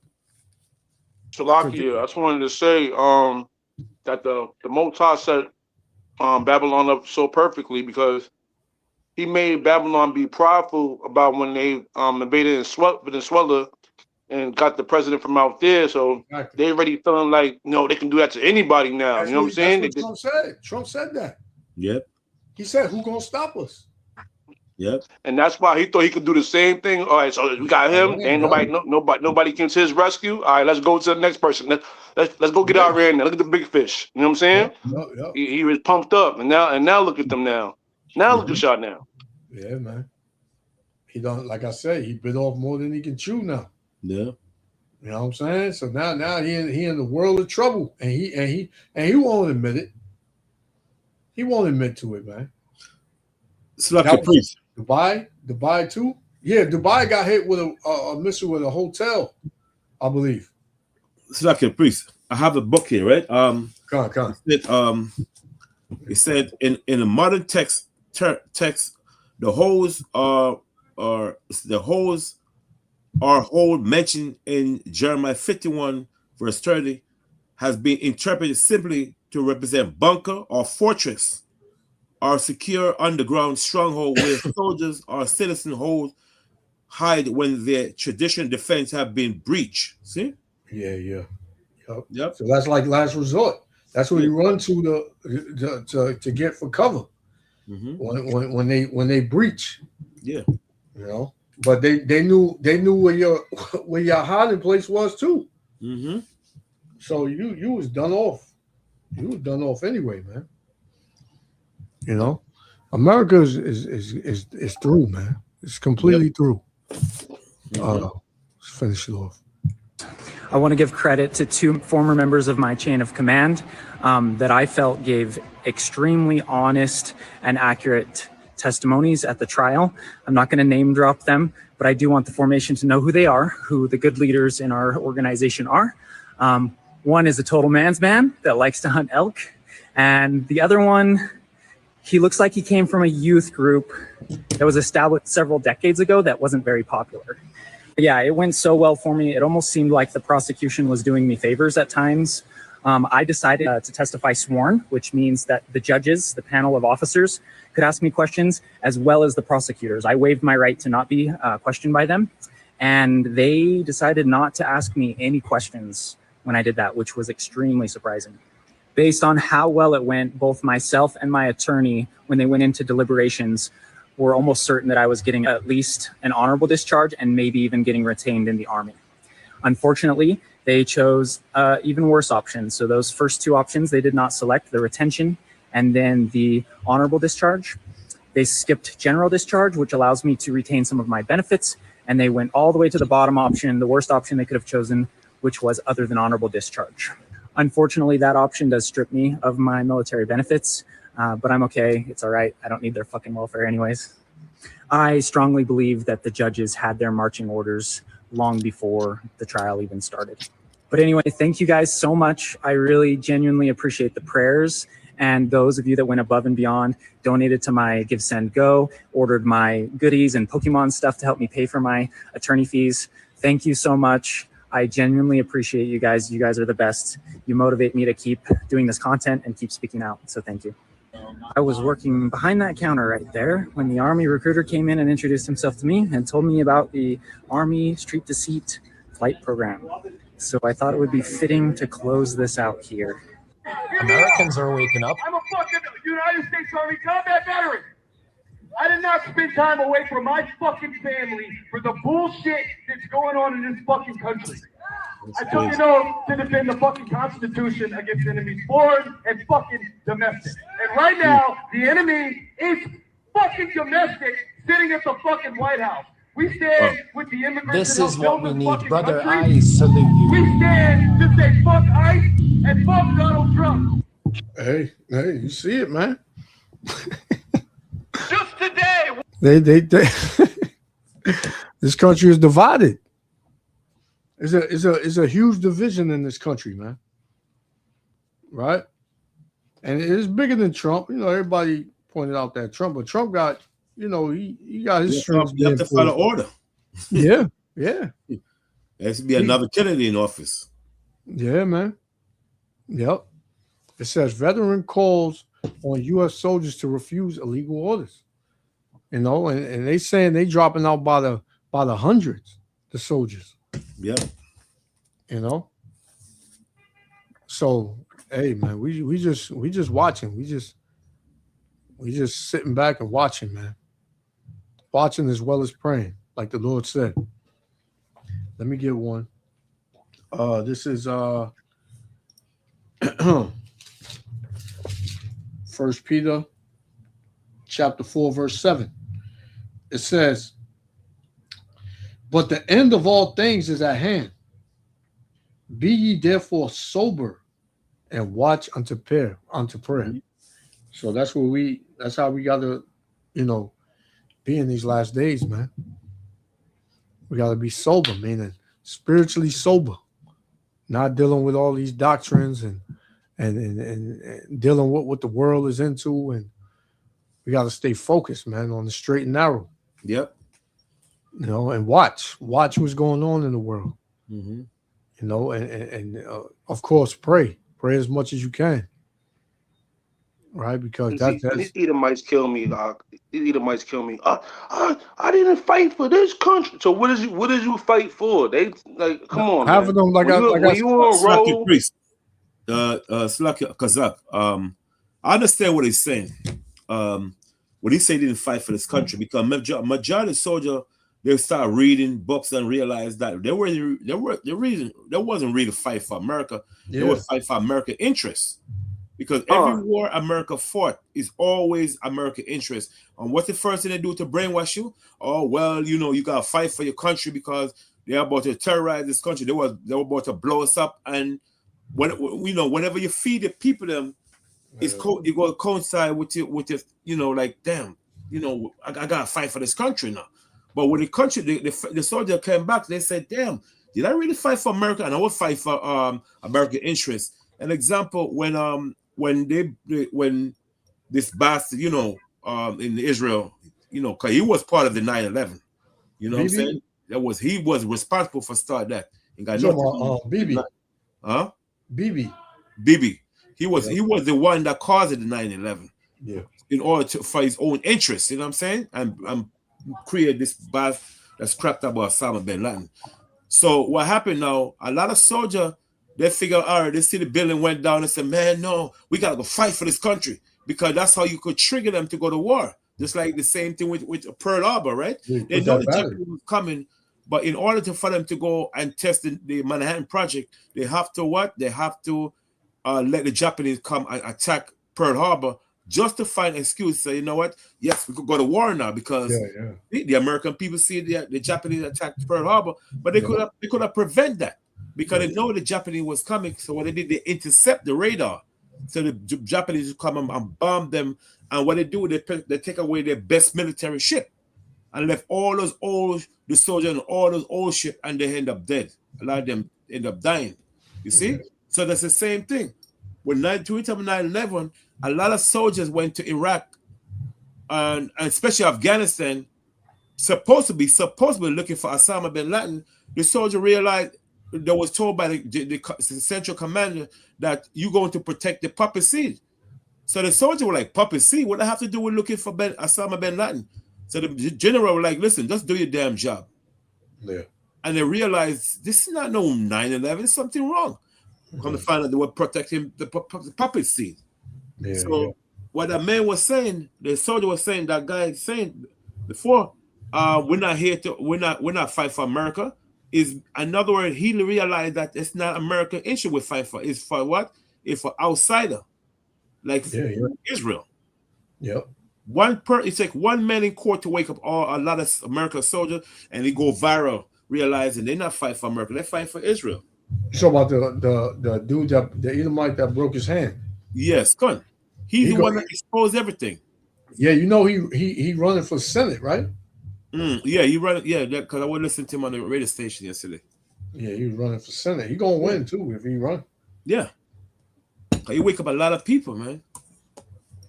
You know, so because Aria, I understand what he was saying. You know what I'm saying? Why he made the statement. Con, I'm just saying as these Edomites, man. It's about they fight for their country, like this ain't their country though. You know what I'm saying? Y'all stole this. And y'all brought people from a different country and brought them over here and used them to build up your country.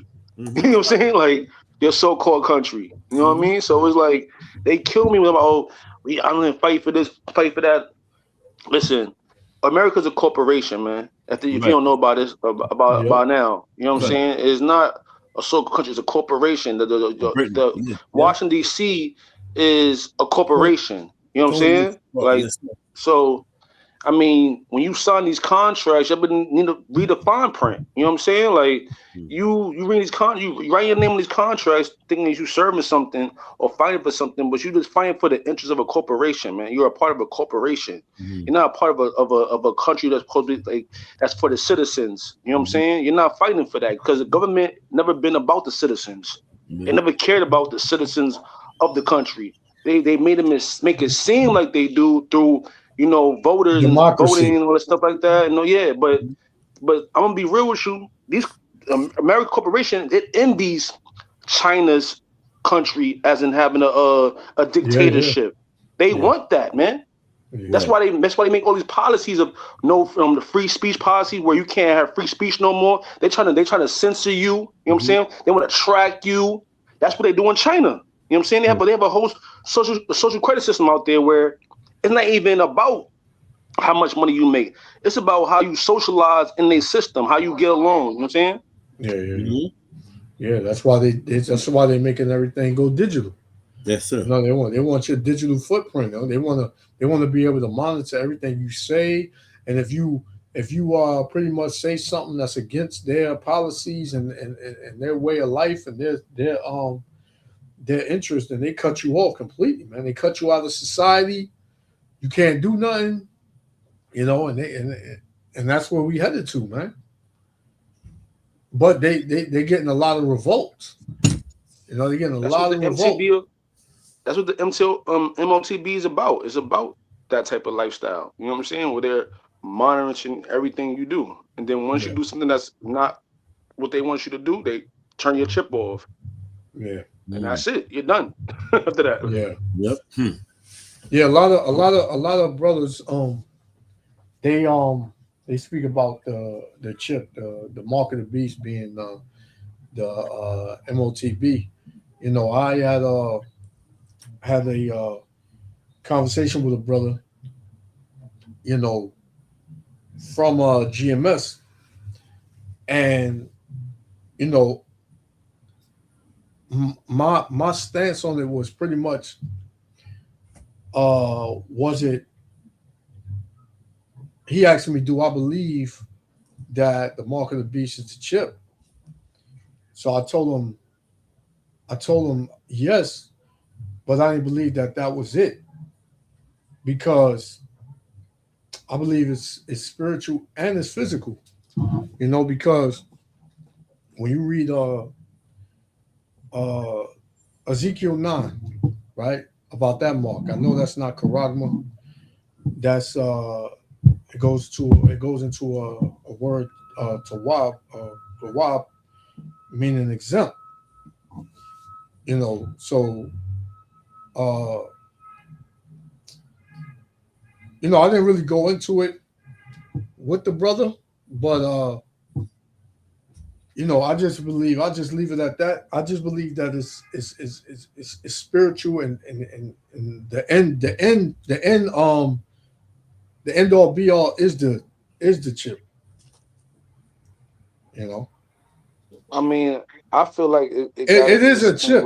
It is a chip. It is a chip that they will try to use as far as the digital, but you have chips in your you know, your credit cards and you know, things of that sort. And I just think that they want to put it inside of you because it's going to be a force. Like you're not right now. You're not forced to have a credit card. You're not forced to have these things. You know what I'm saying? Yeah. You could still be able to move around with cash. You know what I mean? But once it's forced, that means that nothing you can do. Like you're not gonna be able to participate with anything. You know what I'm saying? Like having a car, having a crib. You know what I'm saying? That's why it's gonna be forced on you, because it's gonna be like, okay, how am I gonna exist? Or how am I gonna live? You know what I'm saying? In society without this. That's why it's gonna be forced on you. Yeah. That's through force. Just like what happened when the COVID happened. They told you couldn't go to work. But they lightened it up. They said we're not gonna force anybody to do it, but then they told you if you don't get it, you can't work. Exactly. And that made people go get it, because it's like I can't work. I can't make my life. My life gonna be, you know what I'm saying, held back. Okay, I'm gonna go get it. That's the best way to do it. It's saying that you can't survive without it. Gone. Yeah. Gone. Brother put up 2 Ezra 15 and 16. It says, "For there shall be sedition among men." And you got that at an all-time high now. That's at an all-time high.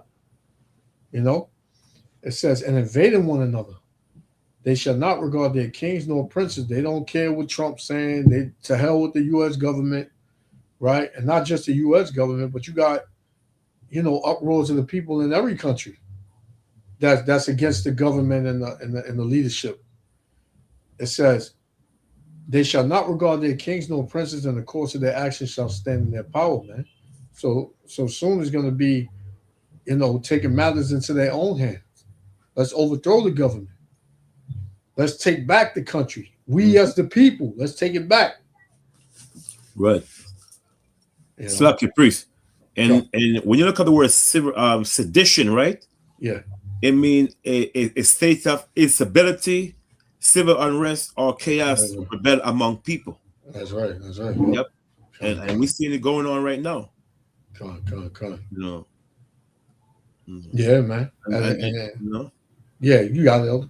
Sir. And it referred to a breaking down of order where individual no longer respect authority, leading to widespread and evil, with people invading one another and acting solely in their own self-interest. You see?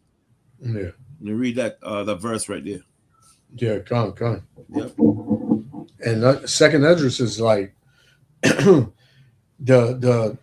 is like jumping off the pages now. Second Esdras 15, 16, 14, 9, right? It's just jumping off the pages right now. It's manifesting. Because these soldiers, man, they ready to crash out on the government, man. These Edomites, when they start losing their livelihoods, you know what they going for. They're going right for their blessing, man. They ain't like Jake. One of our members received. They ain't like Jake to talk a bunch of stuff and be like, yeah, man, we're going to march and we're going to pump our fists and we're going to go out there, we're going to be loud and we're going to get what we want. No peace, no justice. Yeah, we're going to get what we want. Yep. But Esau, man, they run up in the buildings and start taking people out. Right? They got firearms, man. That's their blessing, man. They know. They know, man. They're not playing when they see their country being ran. And soon, it was just something I was thinking, which I believe is going to happen. They're going to start getting at these fitted hats in this country. Wherever they at, it's coming. They're gonna start definitely coming at them. They walking around. They don't even know what they did. They want to live around Jake, because back in ancient Egypt, when the Lord brought the plagues in Egypt, the cities where the Israelites were dwelling at, the Most High wasn't touching those cities like that. Everybody else was getting, catching those plagues. So these devils, they thinking that, I live by, the Negroes, the Latinos, I'm kind of safe. Nah, you're not safe, man. No way. The scripture says you're gonna be a fugitive in the earth, a vagabond. Message offering a $30,000 bonus to come back in. So we need to get the message out to all those who are not yet deployed. Now is the time to resist.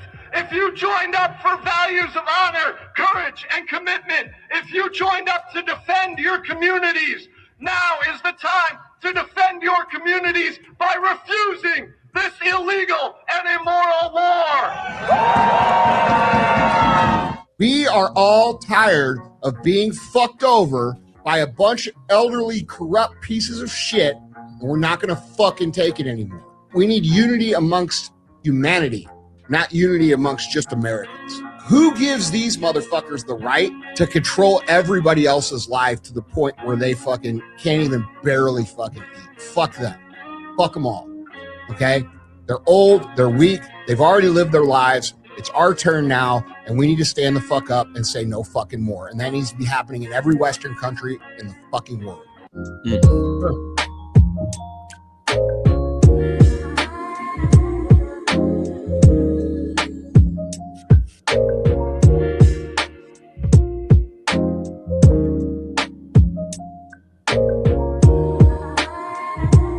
And that civil war is coming.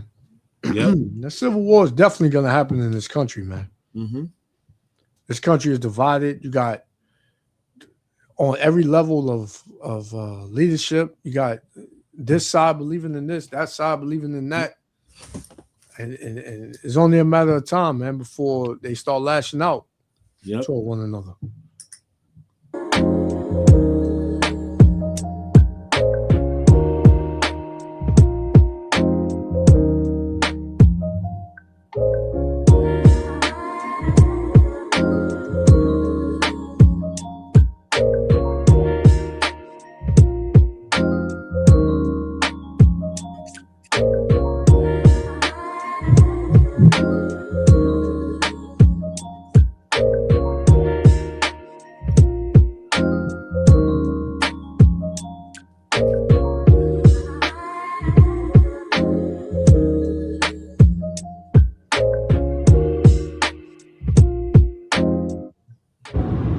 All praises to the Most High God of Israel. I'm not going to waste your time. Let's jump right into this, family.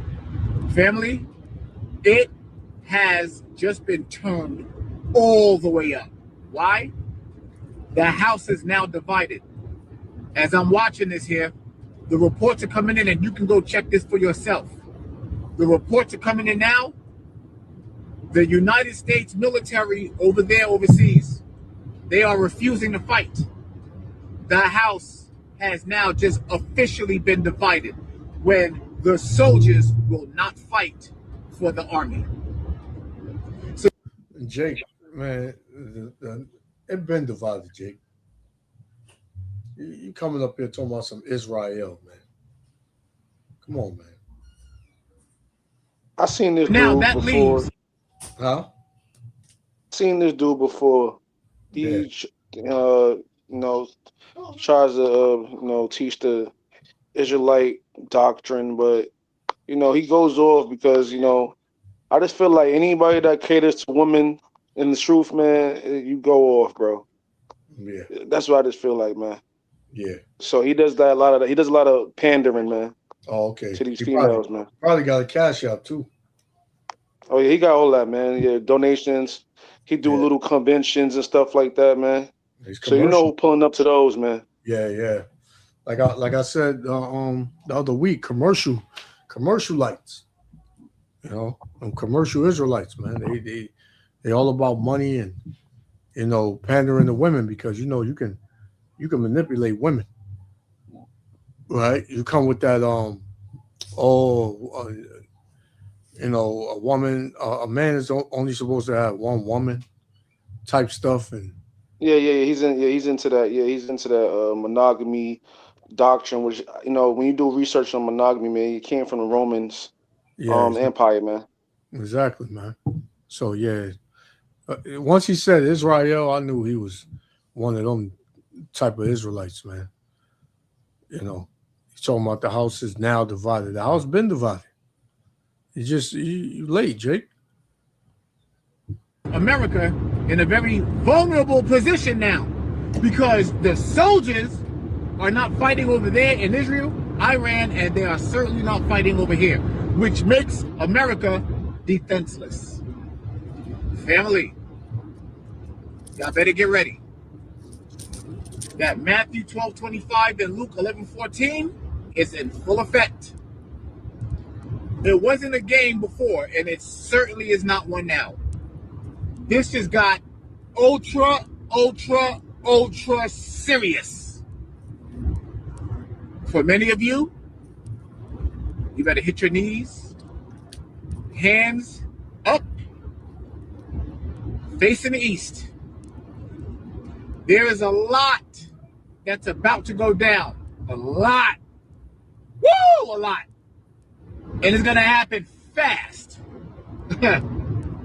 Family, for those of you that have not given your life to the Most High, and you are still playing around, you still on that fence, this is not the time for you to be playing. What about the service members that are actively deployed now? Go home. Say no. It's hard to do. I mean, they're on floating prisons out in the middle of the ocean. It's kind of hard to leave. Yeah, I know. I don't know. Mutiny. Take over the ship. Turn it around. Go home. Protect you. He said they on floating prisons. That's exactly what it is, right? You can't get off that ship, man. Once you sail out, you can't say, "Oh, I don't want to do this no more." They probably you probably wind up missing. It's crazy. Your families. It's exactly right. No. It's ridiculous. Say no. You're working for what? Are you going to go and fight a war for these people who we've just established torture, rape, and eat children? This is who you're going to fight. I call this war the free world, Iran and the free world against the Epstein bloc. Yeah, the yellow ribbon support our troops shit. I just can't do that this time around. I'm sorry. I cannot participate in that. And, the response that Vietnam veterans got when they returned from their deployment, when these people come back. You said something, Elder? That was disgusting, man. The Vietnam thing. When it finished, I got a script to bring out. Matter of fact, your favorite script is that. Nah, you got it. Give me Isaiah chapter 19, verse 1 to 2. Because what we're seeing going on right here is that's exactly how the Bible describes it, man. How the Bible describes it. Cannot go wrong. You know? Like you see what's going on with the people now. They're at war with the government, man. Total heavily war with the government. So get Isaiah 19 and 1 to 2. Isaiah 19 and verse 1. The burden of Egypt. So all right, so we know the burden mean the trouble of Egypt, mean the burden mean the judgment the Most High is going to bring on modern day Egypt. Okay, go ahead.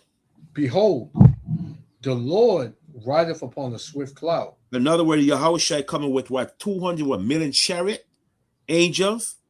The swift cloud represents the chariot. Go ahead. And shall come into Egypt. And shall come to Egypt. So you got people saying, well, Christ is not coming to America. Christ, the Bible says, and shall come into Egypt. You don't see no history that somebody could show you that the Lord sent chariot in ancient Egypt. You don't see no books tell you that. Okay, go ahead. Come on. It says, and the idols of Egypt shall be moved at his presence. And the idols of Egypt, we know represent what? The rulers. Because the word, look at them and what? That idolize them. Okay? Most I call them idols. So the idol represent the rulers of Egypt, which is America. Go ahead. And the heart of Egypt shall melt in the midst of it. So what is the heart of Egypt? The heart of Egypt mean what? Their wisdom. Okay? They rely on. That's the heart of Egypt, represent what? Their wisdom. Okay? Go ahead. And I will set the Egyptians against the Egyptian. And the Egyptian against the civil. The Egyptian, we talk about now, we see what's going on. Civil unrest among the people. Yep. And we're seeing going on every day, man. The people that they don't want to fight no war because they realize this war is about what? It's about Egypt. You see? So the scripture tell about what the Egyptian among the Egyptian, we just read it in 2 Ezra chapter 15, verse 15 to 16. See? Which is civil unrest among the people them. That's why I say I will read that verse again. It says, and I will set the Egyptians against the Egyptians. Means civil unrest among the people. They go against the leaders and so forth. They said to hell with the council. All these things, man. The people that is not, they're not respecting the leaders no more. Okay, go ahead. And they shall fight everyone against his brother. Which is what? Race war. It's coming soon. So you ain't gonna go to Bensonhurst and you ain't gonna be come to Brownsville because what? The scripture say what? I will say what? Everyone shall fight against his brother. Go ahead. Come on. It said everyone against his neighbor. City against city, and kingdom against kingdom. Read Matthew chapter 24. See? Moses said rumors of war. Go ahead. It says, and the spirit of Egypt shall fail in the midst thereof. And what does the spirit mean? Their wisdom. Okay? And we're seeing that Esau's wisdom is failing because what? Look what happened to the F-35. Esau spent billions of dollars, man, to make a special material that they can't detect this plane. And guess what happened? They found a secret. See? So their wisdom don't mean nothing no more. And they acting like, damn, how the hell they shot that plane down, man? How do they detect the plane? Because remember, it's a special material they use to build that plane, the F-35. So now, guess what? Other nations are figure out how to what? How to jam the F-35 and bring it down without it crashing. And that's what happened. 3 of them gone now. The scriptures say that is there not any more wisdom in Teman? Right? Yep. And the Lord said in Obadiah that he will destroy the wise men out of Edom. Yep. So their wisdom is diminishing day by day. Yep. Right. So verse 3 again it says, and the spirit of Egypt shall fail in the midst thereof. It's like a priest. Matter of fact, let's get a precept. Jeremiah 49 and 7 about the spirit of Egypt. Come on. 49, I think of verse 7, right? So we're seeing Esau's wisdom don't mean nothing no more. Because other nations, guess what? They have the same thing. That's right. This is Jeremiah 49 and 7. It says, concerning Edom, thus saith the Lord of hosts, Is wisdom no more in Teman? Wisdom no more in Teman? Because we know Teman was an ancient city of Esau, Edom. And they used to call the German Teman because they were famous for wisdom. I believe during the time of World War II, I think the German, they came to America with their technology. That's how they ended up building the bomb, the Manhattan Project. Okay, with the help of Jake, right? Mm-hmm. So all the scientists in Germany, America brought all the scientists from Germany. I can't remember what year. I know it was in the 1940s, but they bring all the scientists from Germany when Germany fell. All the scientists came to America, and they gave America the technology to build different things, the bomb and so forth. You know what I'm saying? Okay. So this Teman we know today as what? As America. Go ahead. Is counsel perished from the prudent? Mm-hmm. From the wise. Go ahead. Is their wisdom vanished? See, their wisdom vanished. Because the scripture tell you, there's a scripture in Revelation. It's get a Revelation 18. It said their candle shall fail. Let me see. 18. So we know that in Revelation 18. The candle? Yeah. Revelation 18 chapter. The light shall be put out. They got one. 3. 18 and 3? Yeah. 18:23. Yeah, come. Revelation 18 and 23. Oh, 18:23. Yes, sir. Mm-hmm. Come. It says, Slacky, you can start at verse 22. Yep. This is Revelation 18:22. It says, the voice of harpers, which is music, top music on the planet Earth. Go ahead. And musicians, mm-hmm. and of pipers, trumpeters. Go ahead. And trumpeters, mm-hmm. shall be heard no more at all in thee. So we say trumpeter means their music around the world, right? Michael Jackson, Whitney Houston, all these peoples, famous people. The Bible say what? They shall be no more heard around the world, right? Go ahead. It says, and no craftsman mm-hmm. of whatsoever craft he be mm-hmm. shall, Salakia, it says, shall be found any more in thee. Mm-hmm. And the sound of a millstone shall be heard no more at all in thee. What's the millstone? The job system. The job is going to collapse. And we're seeing this happen now. So nobody could say this is talking about ancient Egypt because this never happened in ancient Egypt. Ain't nobody go to no 9-to-5 job in ancient Egypt. Nobody go to work. They work and take care of themselves. There wasn't no 9-to-5 job, and you have to wait for the end of the month to get a check or something, or every 2 weeks. Mm-hmm. This wasn't happening in Egypt. Yeah. This is modern day Egypt, America. Okay, you got some historian. They try to say this Egypt is talking about ancient Egypt. That's a lie. Because ancient Egypt been fell way back, a long time. So this is modern day Egypt, which is America. Go ahead. Verse 23. And the light of the candle shall shine no more at all in thee. What is the light of the candle? The technologies, the inventions. All these things America invented, the Lord said, what shall shine no more at all in thee? Go ahead. And the voice of the bridegroom mm-hmm. and of the bride mm-hmm. shall be heard no more at all in thee. Mm-hmm.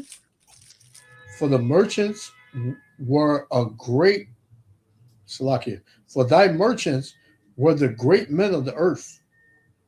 Mm-hmm. For by thy sorceries were all nations deceived. And with what is that sorcery? The mind manipulation. They manipulate the whole world into lies. So now Babylon allied, they realize this thing's a lie, man. So they're not going to be no more manipulate these people through their witchcraft, which is what their mind manipulation. Sorry. Okay, so let's go back to Isaiah now. Con, I got one to back you up. Yes, on mm-hmm. Revelation 18. Mm-hmm. This is Job 21. I'm gonna start at 17. Mm-hmm. It says, "How often is the candle of the wicked put out, mm-hmm. and how oft cometh their destruction upon them? Mm-hmm. The Most High Power, Yahweh Shem Yahushua, distributeth sorrows in his anger." See, sorrows in his anger. See, so the whole world is tuning and realize This man is a liar. Right. He deceived us, and the whole world is going to turn against him. And the only friend Esau gonna have is Negroes. Those Uncle Tom. Yep, come. That's the only friend he has is Negroes, man. Okay, what this man does, they still love this devil, especially the Northern Kingdom. They love Esau, man. Yeah. I don't care how much. Yes, sir. No, I said, Khan, I agree with you. I agree with you. Yep, you know. So let's go back to Isaiah. You finished that one, priest? I got a couple more verses. It says, "They are as stubble before the wind, and as chaff that the storm carrieth away." The storm, the destruction. Go ahead. God, Salakia, Yahweh, Ba'ashem Yahushua power, layeth up his iniquity for his children. It's children. It's children. That's right. See? So the thing gonna fall into his children. Yep. See? He rewardeth him, and he shall know it. His eyes shall see his destruction, and he shall drink of the wrath of the Almighty. Exactly. Come. See? So that's what coming to Esau. He can't get away from that. He's sick of his devils, man. No matter if Jake try to save him, try to kill him with love, you know, try to fight hate with love, all he want, man. The Lord ain't with that, man. The Lord gonna destroy Esau. That's it. Off the planet, man. He going into slavery. After that, he gonna be eradicated, man. That's just it. That's it. Salakia, brother, elder. I just wanted to well, y'all both probably my elders, so I'm gonna say Salak the elders, man. I just wanted to say that these Edomites know they the devil, man, because they make the devil red. Why they didn't make the devil any other color? You know what I'm saying? Why? How come when you see the devil is considered to be a red character? You know what I'm saying? Because they know they the Edomites, man. They know they the devil, man. That's why I always was thinking, like, why y'all didn't choose no other color for y'all? And the Bible, the so-called Bible says that. I'm sorry. The Bible said that y'all red. You know what I'm saying? Y'all Edom stands for red. So I'm like, it's the Edomites, man. They just. There's something about them, man, that I just can't stand, man. Like, they're just hypocrites, man. Like, they go around just lying to everybody and acting like they're the most righteous people on the earth, man. Hey, why they ain't make the devil a dark skinned man with woolly hair? Con, that's what I was trying. Like, why he's red with, you know what I'm saying, with a tail, you know, like, man, that's crazy. Yeah, these devils, man. That just shows you that they have no control over, you know, what they do and how they get the rest of the world to believe they are, which, you know, is being exposed. That means it's just showing they have no power. They don't have the power that Jake gives them. Because in Jake mind, you know, this devil is God, man. Especially like you said, Elder, the Northern Kingdom, they love this devil, man. Yep. You say Jesus Cristo is no Blanco, they go crazy. Yep. No, he ain't no Negro. No, he's no Negro. No, they just can't believe it. Good. Which one you want? You know, the Benjamite tribes, man, they pissed me off because they were trying to bleach their skin, man. We forgot. They always trying to. Go ahead. They always trying to bleach their skin. Like, why y'all like? And then y'all bleach y'all skin, and then y'all get these type of diseases from doing that. Then y'all wonder why. You know what I'm saying? Y'all the most the people can't stand y'all. You know what I'm saying? Because y'all go around putting the blonde hair, the bleached skin. Like, why? Why are y'all doing that for? Y'all just showing y'all paying homage to these people, man. They're trying to say that they better than you. You know what I'm saying? And for real, our features last way longer than their features. Like, an Edomite start balding at like 20 years old compared to Jake. You know what I'm saying? You know, Jake lasts longer when it comes to youth. When you look at these Edomites, man, Edomites be Asian. At a woman at her 30s, like she's 50. You know what I'm saying? Like, and it's like, why y'all want to? God has given you the gift of melanin. You know what I'm saying? Your skin. in your body. Like, why do you want to change it to a low vibrational type of color, man? Yes. Type of recessive genes. sorry, but Salaki, no, go finish up. Yeah, no, I'm just saying they got recessive genes. Go. You know, the blonde hair, Eve be dark as me with a blonde wig on, man. Cool. And the brother, so patriot. Jamaica is the #1 country in the world when it comes to bleaching their skin, man. Look at Jamaica. Wow. Yeah, I didn't know that. Wow. Yep. Them damn demons down there, bleaching the damn self, man. I call them sister demon because majority is black women. Look at that guy called Vibe Cartel. The guy, yeah, he looked like Michael Jackson, man, in damn flesh. The guy bleached himself, you know, and bleaching creams, man. That's a damn shame. Not only this modern time. Back in the days, there's a sister named Queen Elizabeth. She used to bleach herself also.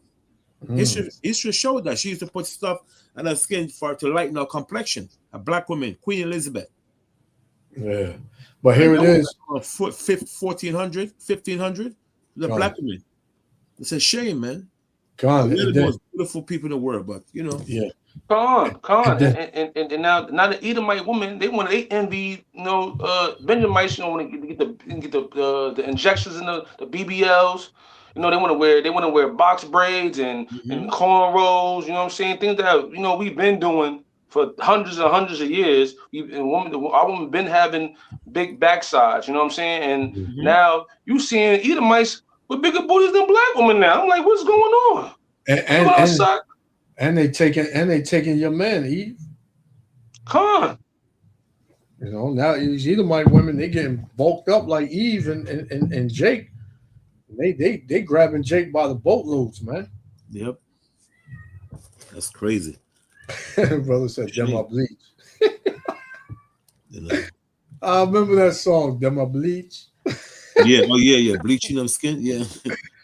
Oh man, yeah. Bob's Cartel, Elder, for real, Elder. He came out looking pale. I'm like, what happened to him, man? Who is this dude, man? Like, who is this dude?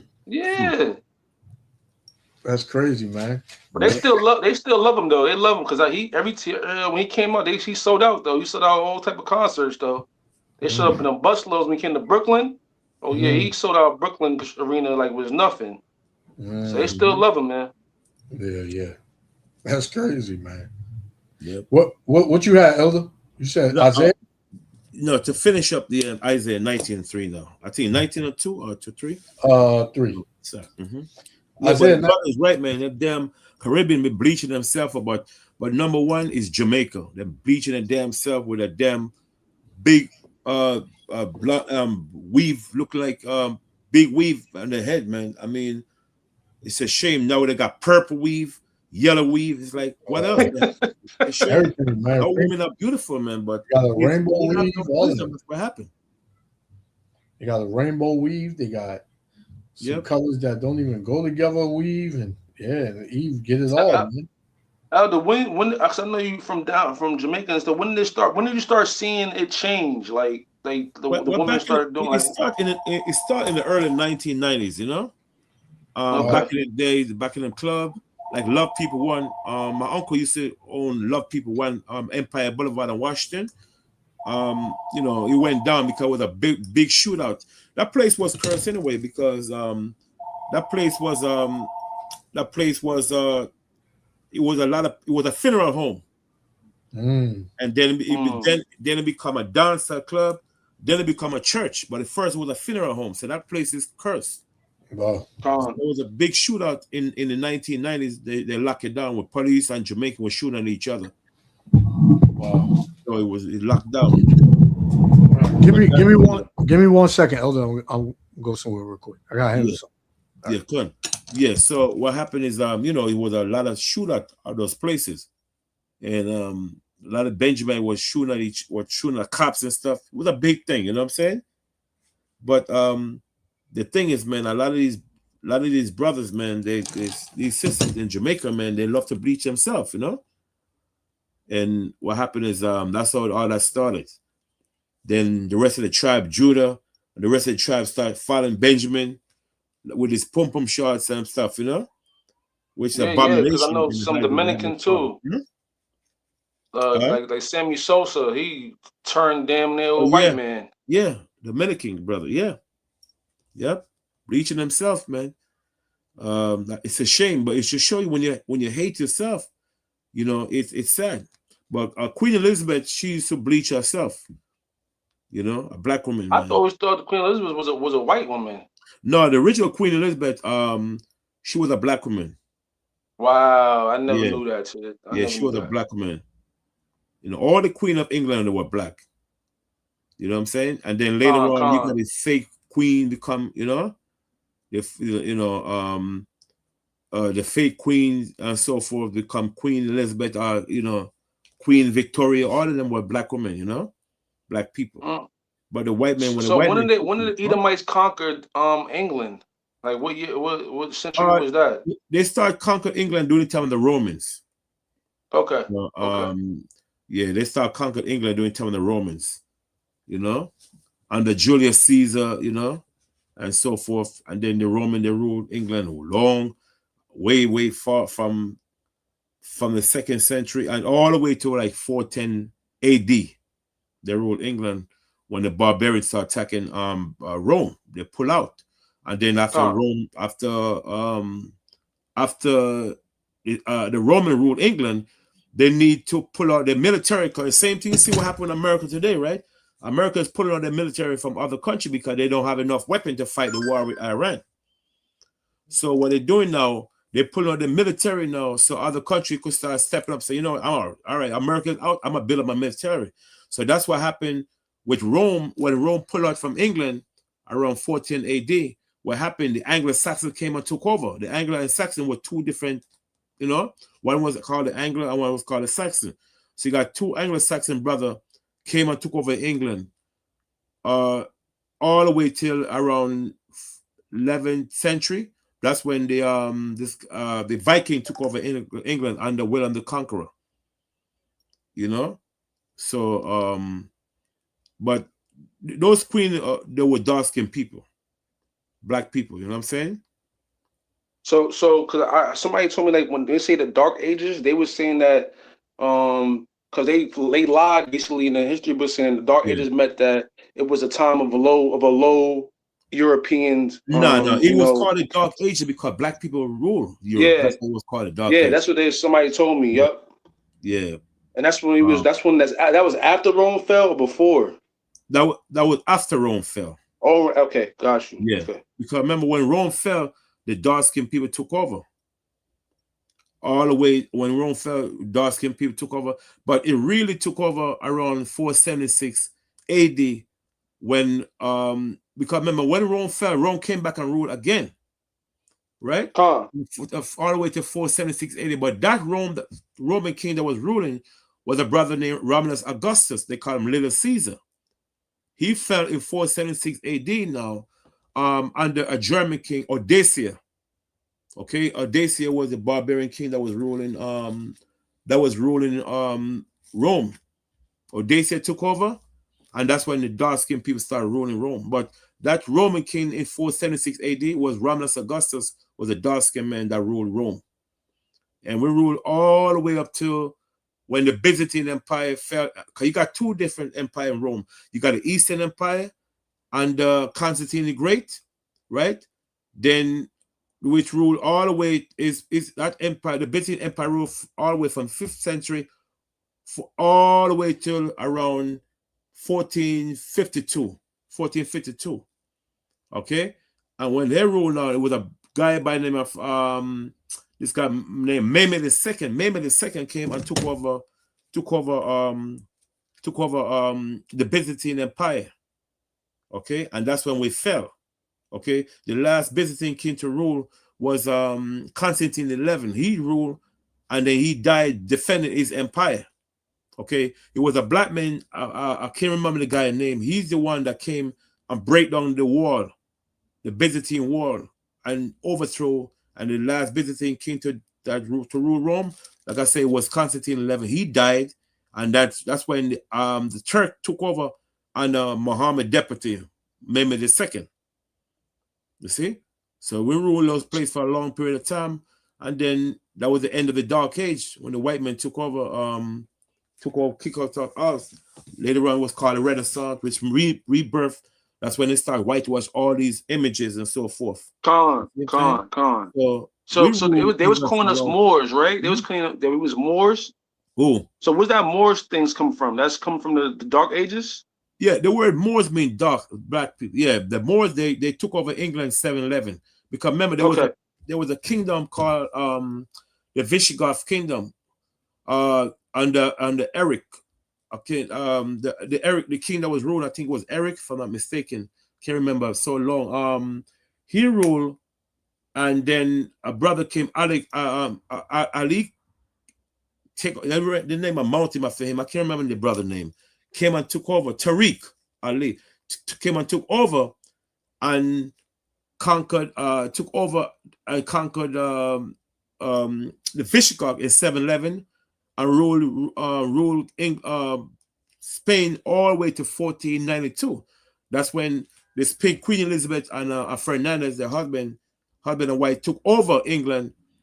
Took over the Moorish Empire in 711.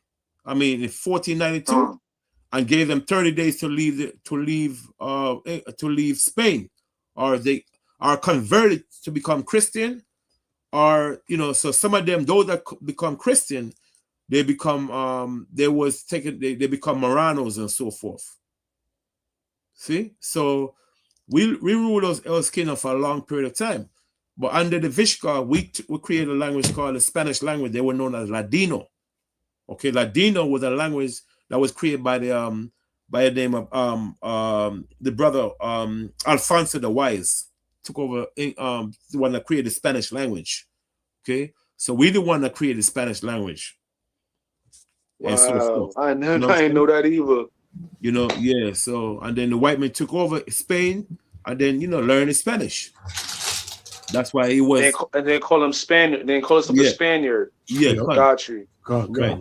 So some of those Edomite Israelite that was left in Saudi Arabia now, they were forced to take on Islam. And some of them refused to. Some of them went up to Morocco. Some of them went to Spain and so forth. You know what I'm saying? Yeah.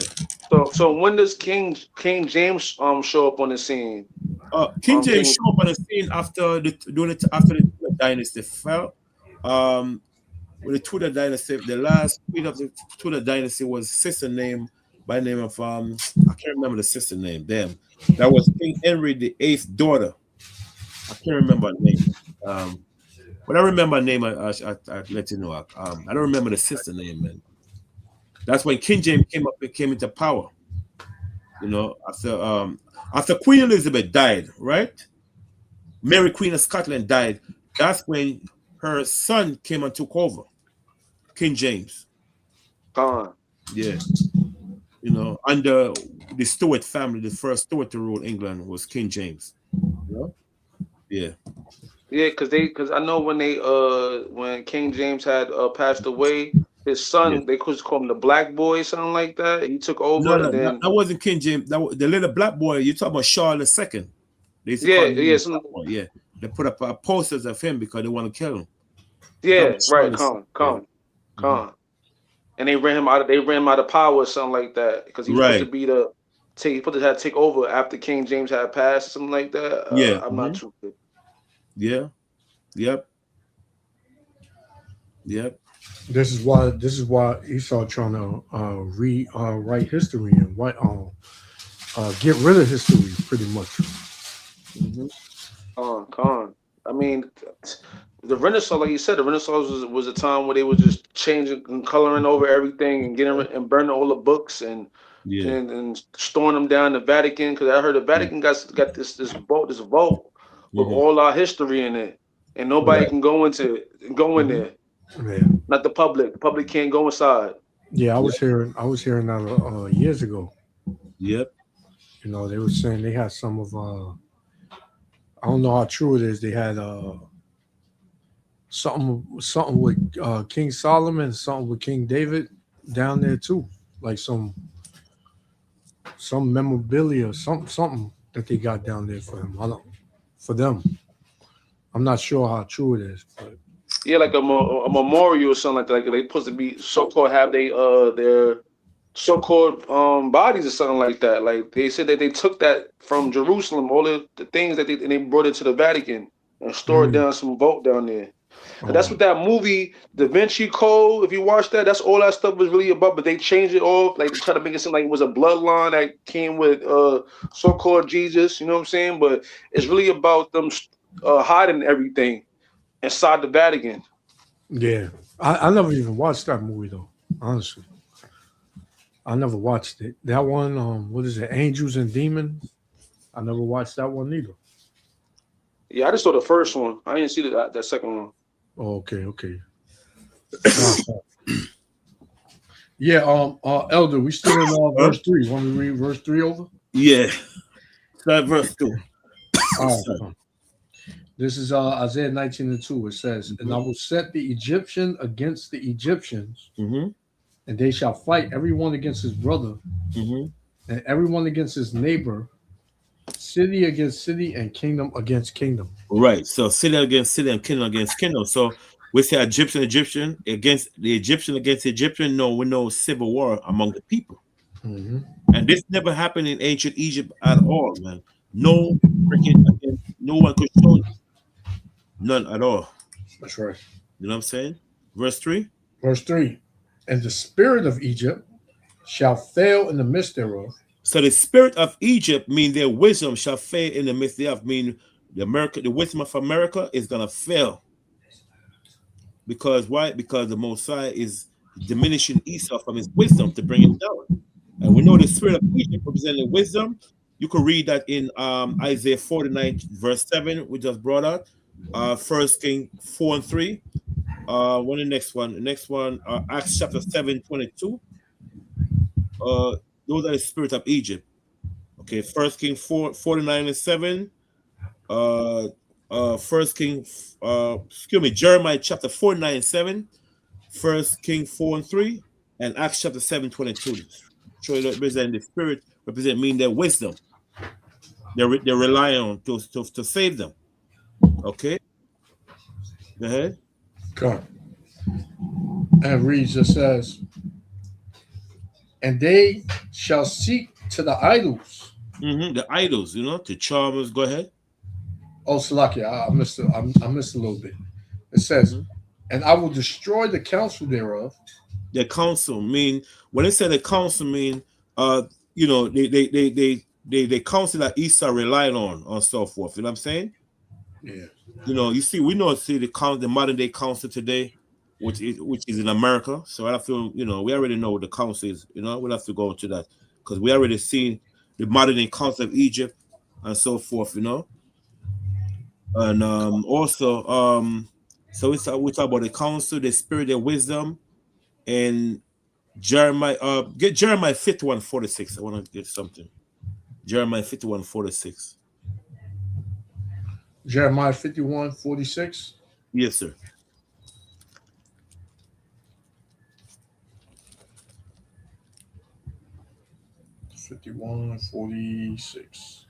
Jeremiah 51:46 is say, and let your heart faint, and ye fear for the rumor that shall be heard in the land. A rumor shall both come 1 year, and after that, in another year, shall come a rumor, and violence in the land, ruler against ruler. And you see, rulers against rulers. And that's what we see today in America. Rulers against rulers. They hate each other. Congress don't like certain things. You know what I'm saying? That's why I say, and I will set the Egyptian against Egyptian. Civil unrest among the people. We just read the rulers. The little people are fighting against the government. You know what I'm saying? And which means what? Total chaos. And the scripture says, by violence from what? Shall Babylon be destroyed. And they say, and they shall fight one against another, and everyone against his neighbor. So all these things we're seeing going on in modern day Egypt, that never happened in ancient Egypt. You look it up, you Google, you ain't gonna find nothing happening in ancient Egypt like that. Nothing. because the people, you don't see where the people rise up against the pharaohs and plunger the city. You don't see none of that. This is talking about modern day America. See? So you got, I say, you got a lot of these slick Willie scholars out there trying to throw off the prophecy, but we know he's not gonna be thrown off. It's impossible. You see what I'm saying? Let's get another one. Daniel chapter 11 verse 40. But this Daniel chapter 11 verse 40 it shows you in the last days. But some of these scholars, they try to say it's talking about the Ptolemy and the Seleucius. No, it's talking about modern day this empire called Russia nation. To Daniel chapter 11 40. Daniel chapter 11 and verse 40. Right. It says, and at the time of the end. You see, the Bible says at the time of the end, right? I mean the end of days. Now, when you read jump to verse 1 first for a second. I'm gonna show you for a second. Daniel's 11 and verse 1. Yes, Daniel 11, 1, yeah.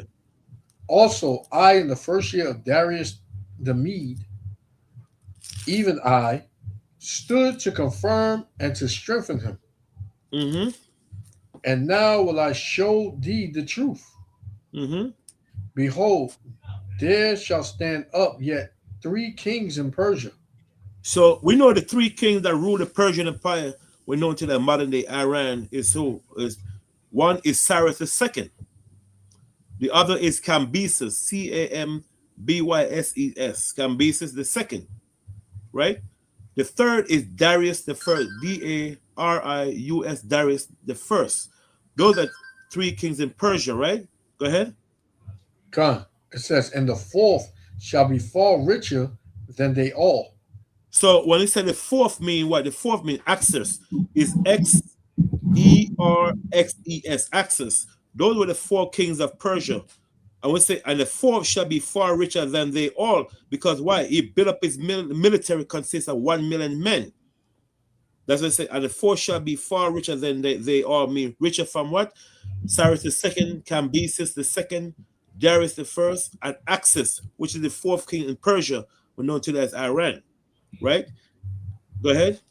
It said, and by his strength through his riches, he shall stir up all against the realm of Grecia.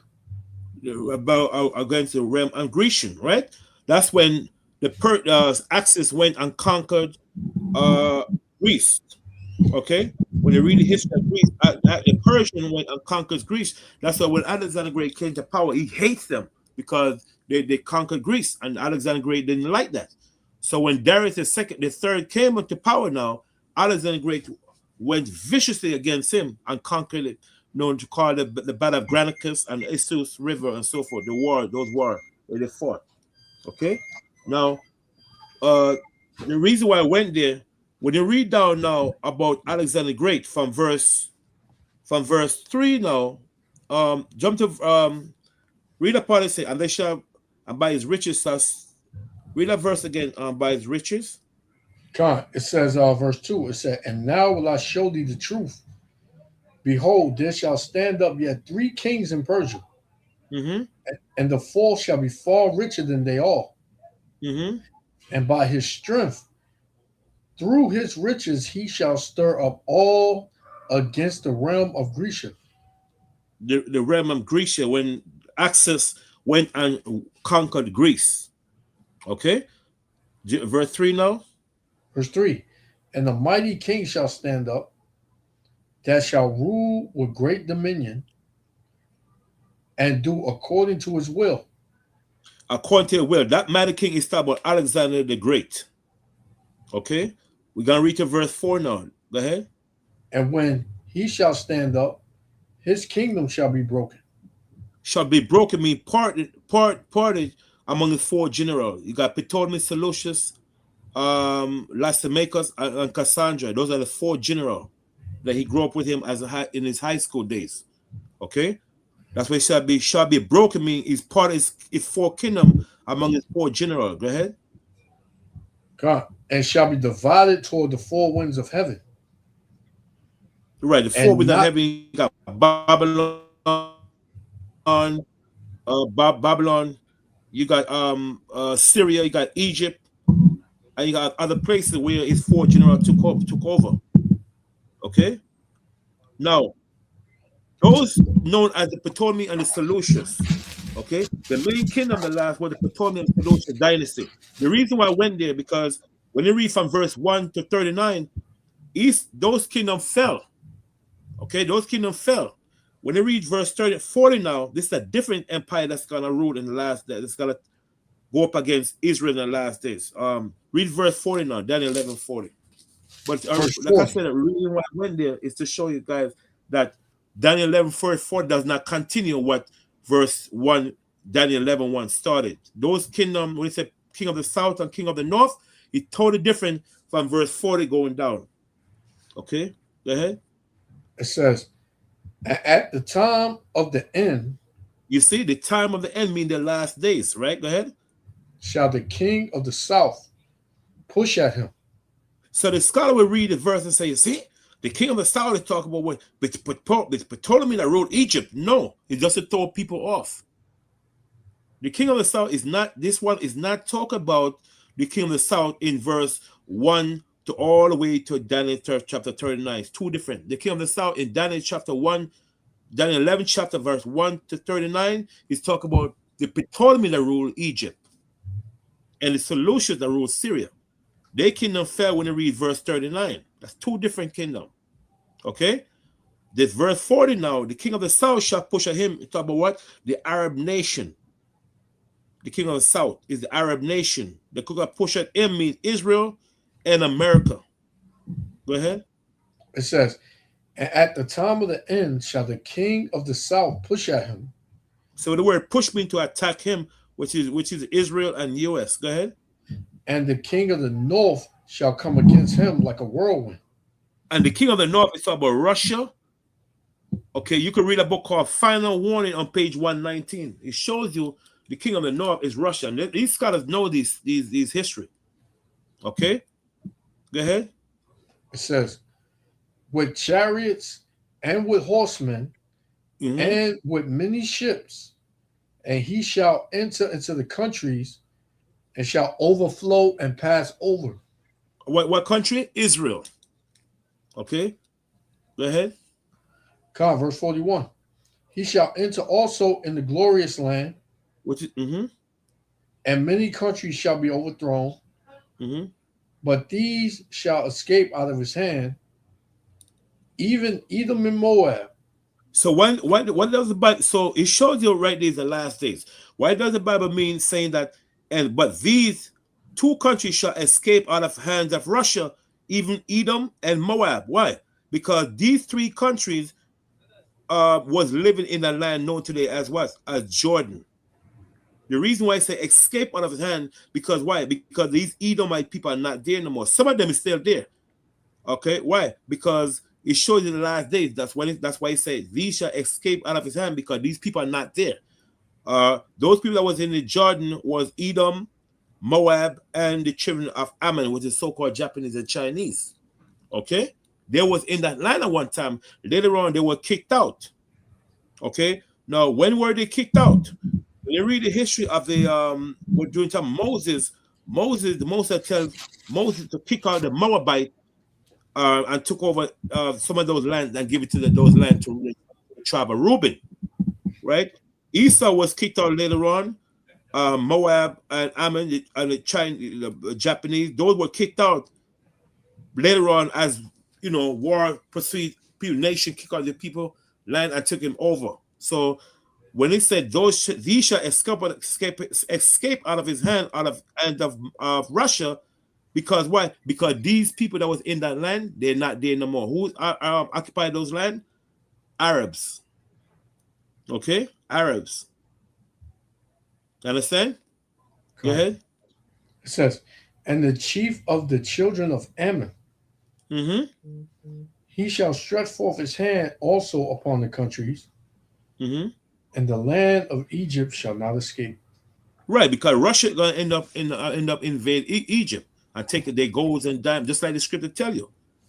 Go ahead. Come. It says, but he shall have power over the treasures of gold and of silver, and over all the precious things of Egypt, and the Libyans and the Ethiopians shall be at his steps.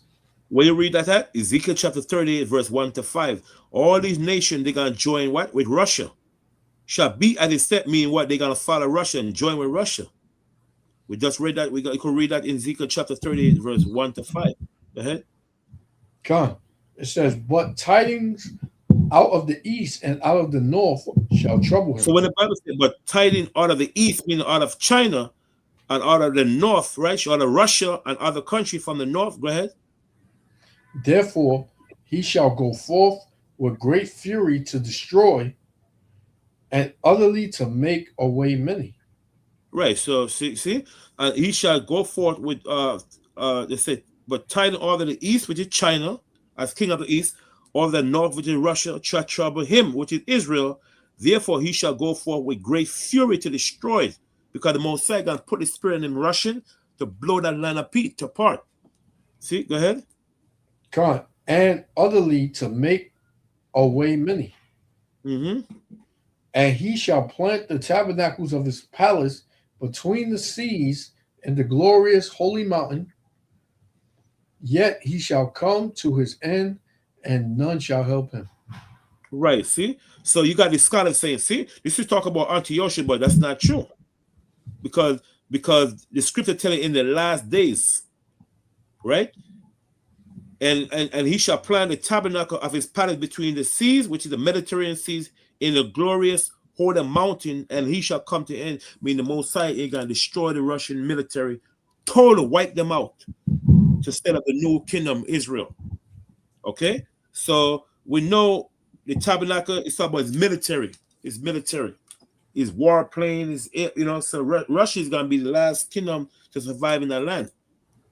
The Most High is going to blow them up apart because they Edomite. Yeah, gone. So, like I said, verse 41 is not. It's verse 41 prove is not talk about it's proof. It's a future prophecy because those countries occupy the area called the Transjordan are no longer there. That's why it said these shall escape out of his hand, escape out of Russia's hand, because this country is no longer. Those people was in that land, Moab, Haman, and Edom. They're not in that land no more. Okay. When the Bible said tidings mean war out of the east, out of the north, civil war, all this war, not civil war, but war, nuclear war. I went there because this prophecy is coming to pass right now. Because Russia, the Most High, is waiting for a right moment to bring the army, the military in the Middle East and take it over. Yep. You know what I'm saying? So nobody can say that verse, like I said, from verse 1 to 39, it's about the Ptolemy and the solutions that rule.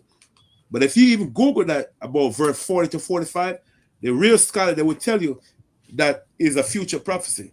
But they're not going to tell you who it is. Yeah. You know what I'm saying? That's what devil Esau is, man.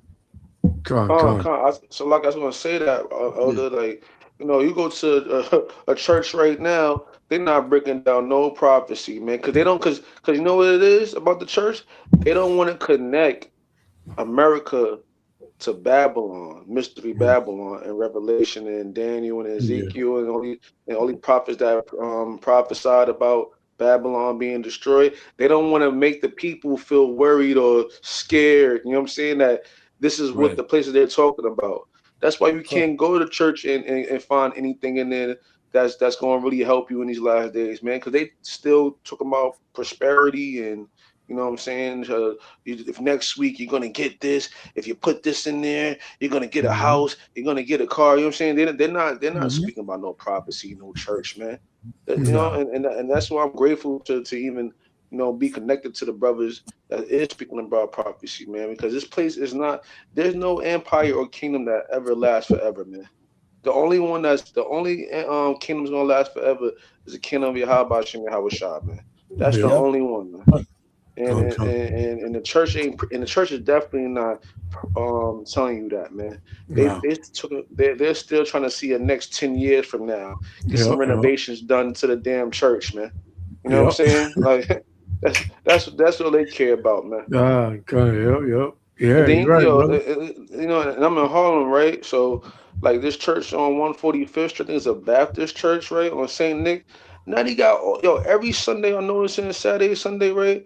All these Edomites is just coming in there, man, by the boatloads, man. Like acting like it's a damn city tour, man. It's all You the know what I'm way to saying? time too. Like when did the Edomites ever been caring about going to a black church, man? They So-called scared, black man. church, They man. scared. They scared. Yep. Whenever Esau fearing for his life, really, he want to be around Jake because he knows because Jake got this spirit to him where these other nations go around them, they feel safe if they're threatened. You know, you got these videos where they saying if you got Chinese people saying that black people are when I go around them, I feel at home. You got Esau saying the same thing, right? But it's only when, you know, their life is being jeopardized and they're in trouble, right? Because spiritually, these nations, they know they're in trouble because everybody's hearing what the Israelites are saying and they seeing what's going on in the world, regardless if they want to try to deny it and live in denial. They still seeing it, they still hearing it. And then they know this war is popping off and they see how bad things are getting in the world. So now they like, man, what they saying can actually be true. Yep, so ain't no fixing this. So let me cleave. Let me cleave to them. You know? Donald Trump then got us to check that we can't, our ass can't cash now, man. That's why the Edomites are scared, man. You know what I'm saying? 'Cause they wasn't scared the damn Arab before. You know what I'm saying? When they was beating them up during Bush era. You know what I'm saying? Barack era. You know what I'm saying? They wasn't never going to no black church, man. Now they see that they didn't went to they didn't move the chess piece. They ain't about to get checkmated, man. You know what I'm saying? Now they want to flock to the real chosen ones that the Bible been speaking about since the beginning the Bible was even made, man. And they're trying to confuse it with them. See, I don't want to go to Christian church, man, because they believe that the angels, Genesis 6, that angels came down and had sex with a whole bunch of mythology, man. Yeah, man. They still talking about that right now. We go to their church, man. Yeah, man, the angels came down, and then 2/3 came down with Satan, and they had. Come on, man. They fought fairy tales, man. Yep. Yeah, they through, man. Them Christians, they through. They don't have it. Slucky priest. Yeah, you got the book. I found the book. Remember the book I tell you about, Final Warning? Come on. Excellent book, man. If you guys could get a copy of it, right here. It's called page 119. I'm gonna read something out of it. Okay, go on. Page 119. See, good. You guys see good? Yep, come on. I see it. I can see it. Yep. Excellent book. I'm gonna read page 119. It said the passage in Ezekiel was studied in minute detail for thousands of years by Jewish scholars. Therefore, their conclusions throw some light on the true meaning of the Hebrew word Gog and Magog. Genesis chapter 10 lists Magog as a literal grandson of Noah, who ultimately gave birth to a nation. This name Magog was well known to every Jew who studies this Genesis passage every year as part of their weekly Sabbath reading of the Torah. The prophet Ezekiel included the name Magog together with the name of other specific countries such as Libya, Persia, and Ethiopia, which is wrong. Okay, in his prophecy about this future war, right? This suggests that Ezekiel expected the name Magog would be understood by his Jewish reader as Russia, that is going to invade Israel, joined by Libya, Persia, and Ethiopia, and other nations to come up against the land of Israel in the last days. Okay, Daniel chapter 11, verse 40, going on up, predict a future prophecy. See, we just read that earlier, right? Because a lot of these scholars try to throw people off, but Daniel, scripture was showing Daniel about the future prophet, and the guy goes straight into the same verse we're talking about a little while.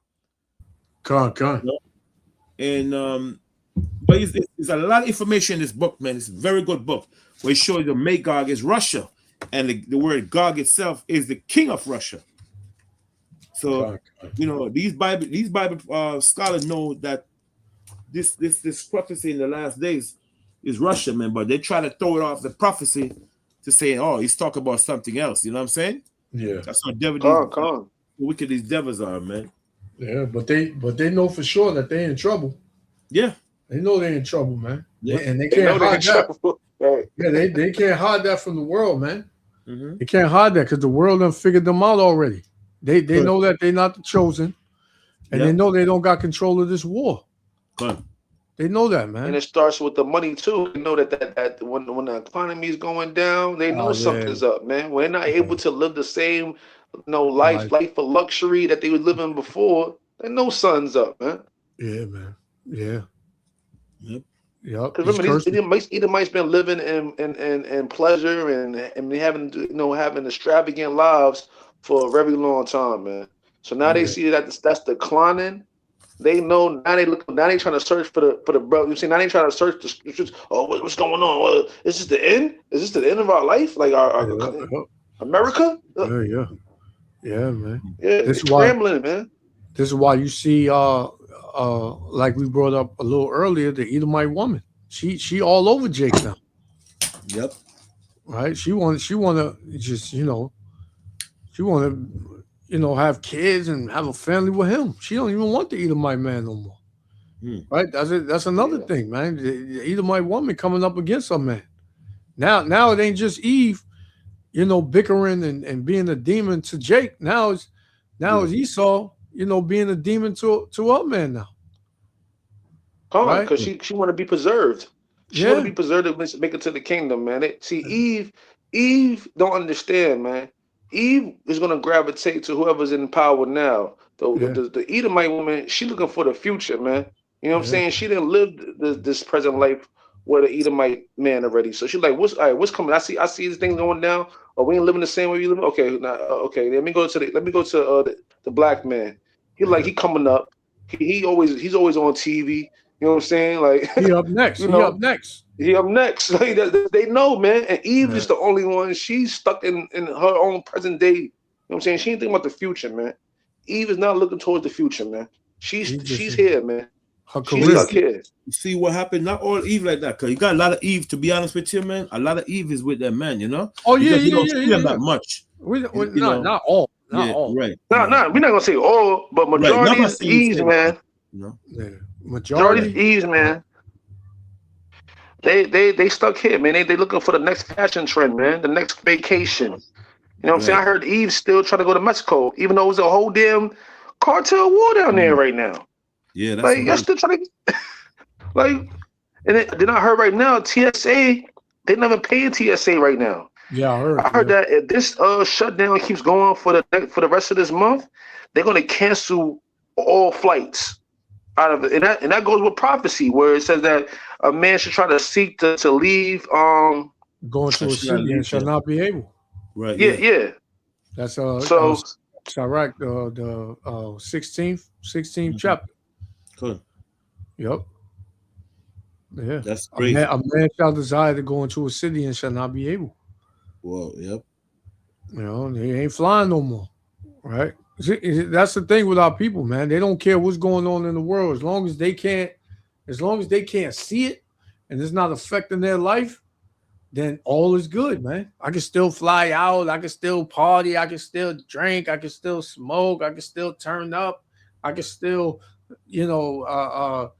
have a huge dating list, and I can just be out and about and oh man, the weather about to break. So what's gonna be on Jake and Eve mind. I mean, it's already showing the spring break. Yeah. I just did something on that, man. That hey, man, cooked. When I mean our people are cooked, man, straight cooked. Like you got to consider yourself blessed being in this truth in this time that we in, because you got the eyes to see and ears to hear. The Lord gave you that, the eyesight, you know. But these cardinal 2/3 worldly jakes and of our people, man, they ain't gonna make it. They ain't gonna make it, man. Yeah, They're not thinking about making it. They don't even believe in it. You know, Yeah. they believe in this time. You know, they believe in this system. You know, they still looking for a career path, or you know what I'm saying, trying to be the next in the big entertainer, man. 5-year the plan. next big rapper. I got a 5-year plan. Yeah, they can't see that. You know, listen, man. I just was saying earlier, when soldiers start being unalive, man, like in the hundreds, that's not good. You know what I'm saying? Because when has that happened before? You know what I mean? That hasn't happened before in recent times. You know what I'm saying? Bases being bombed. That's not we used to hearing. You know what I'm saying? Like, and that's happening right now. So you got to see what's going on. Like, this is not going to just end overnight. Somebody has to pay for this and answer for that, and that's not going to just be something you just wash away. Okay, well, we're going to end. No, people are not going to go for that. You know what I'm saying? Yeah. So even Jake need to wake the hell up, man, because they gonna wait for it to really be a purge out here, man. That's what they gonna wait for, man. Yeah, it's gonna be too late then. Yeah, it's crazy, man. Yeah, they don't see that window closing. They don't see it, but it's okay, you know, because we did our part. We warned you. It's not like you know, the scriptures tell you. Let me get it. John chapter 15. John chapter 15. And I'm gonna start at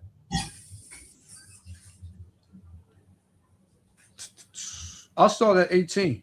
Because this is how the world sees us, man. This is how 2/3 see us. This is how the other nations see us. John 15 and 18.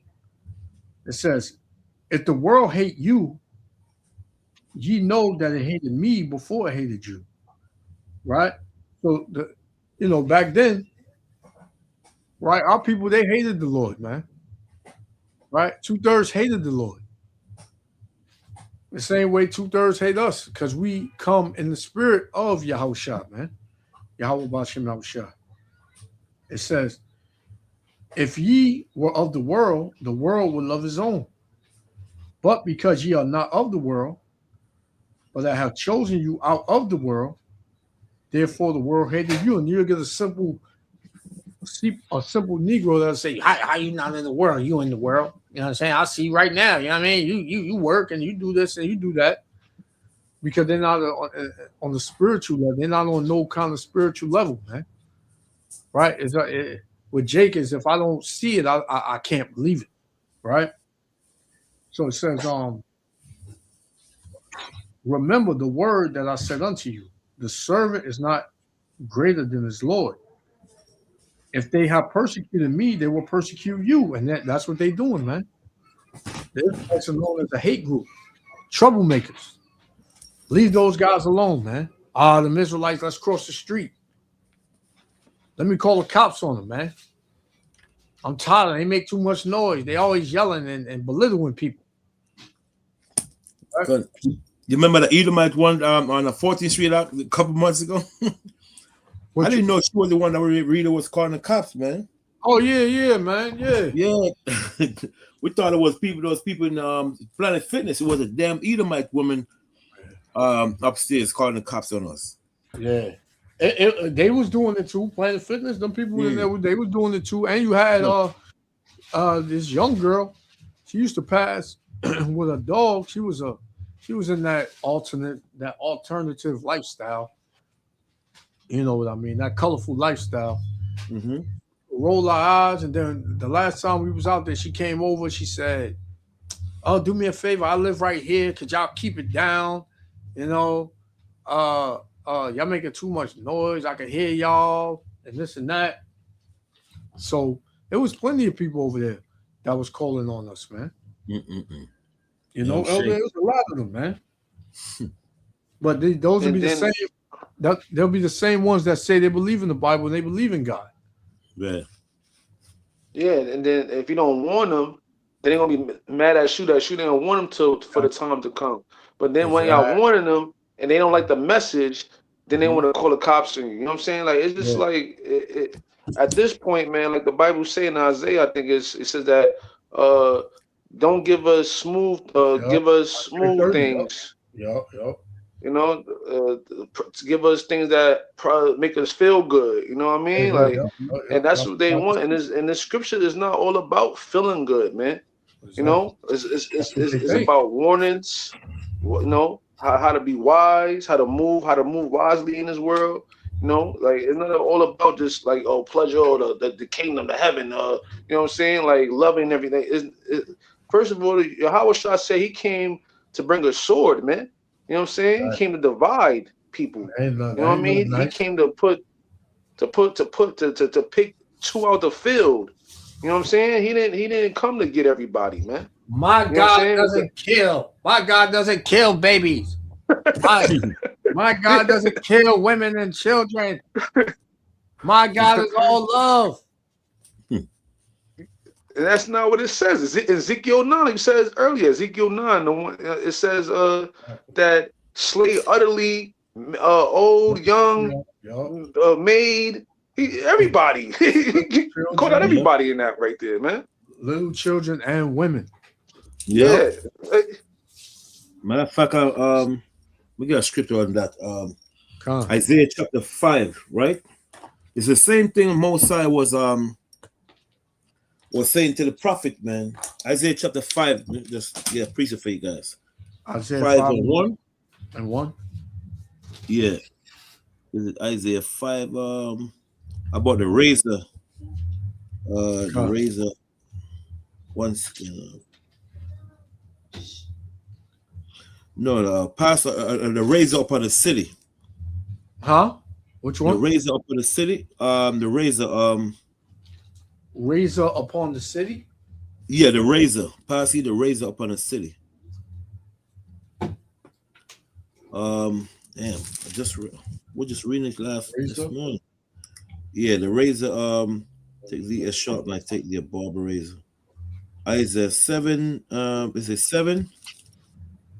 7:20? No, Ezekiel 5. Wait. Is Ezekiel 5? 1 second. Isaiah 7:20. Yeah, Isaiah 7:20. I think, that's it. 7:20. Yeah, I got it here. Isaiah 7:20. Isaiah 7:20. Isaiah chapter 7, verse 20. It says, I'll start. You know what happened now, priest? That's not the one I really want.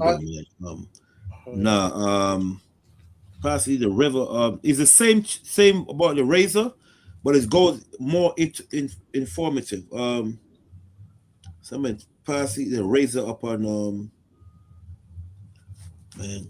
You guys go ahead, talk, man. I'm gonna try to find it because I don't remember is the most they got one in Ezekiel 5.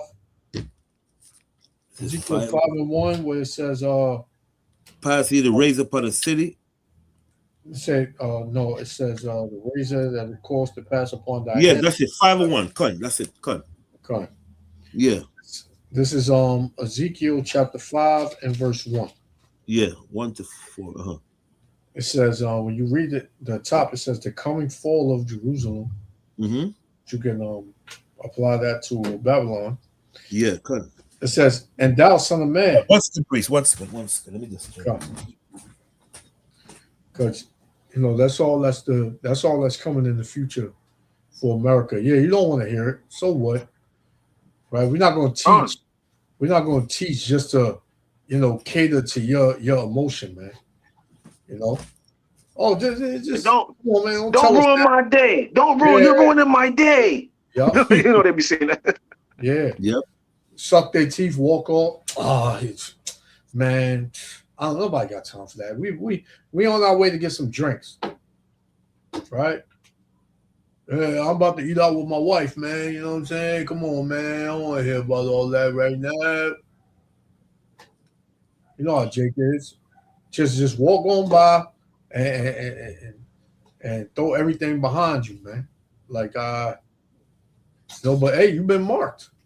You've been marked, man. You denied. You walked away from the word. You know, you just better hope the Lord bring it across your path again. And Jake famous exit line.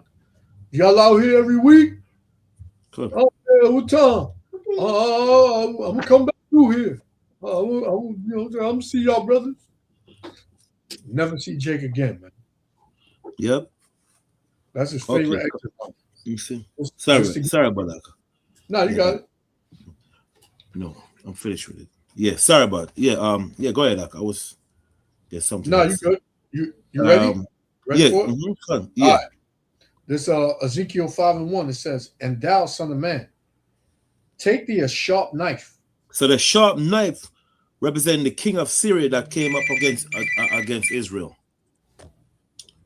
It says, "Take thee a barber's razor." A barber razor was the armies. The armies. Priest, do me a favor, man. You guys say something for a minute because I'm getting disturbed with these people with this door. Okay, you guys say something. Give me a second. Come. So that destruction that the elder about to go into, that's going to translate over here to it's going to translate over here to Babylon, man. You know, and Babylon's not ready for it, man. Like we keep saying, and Babylon has not ever really had any type of real disaster, happen here, where everything changes.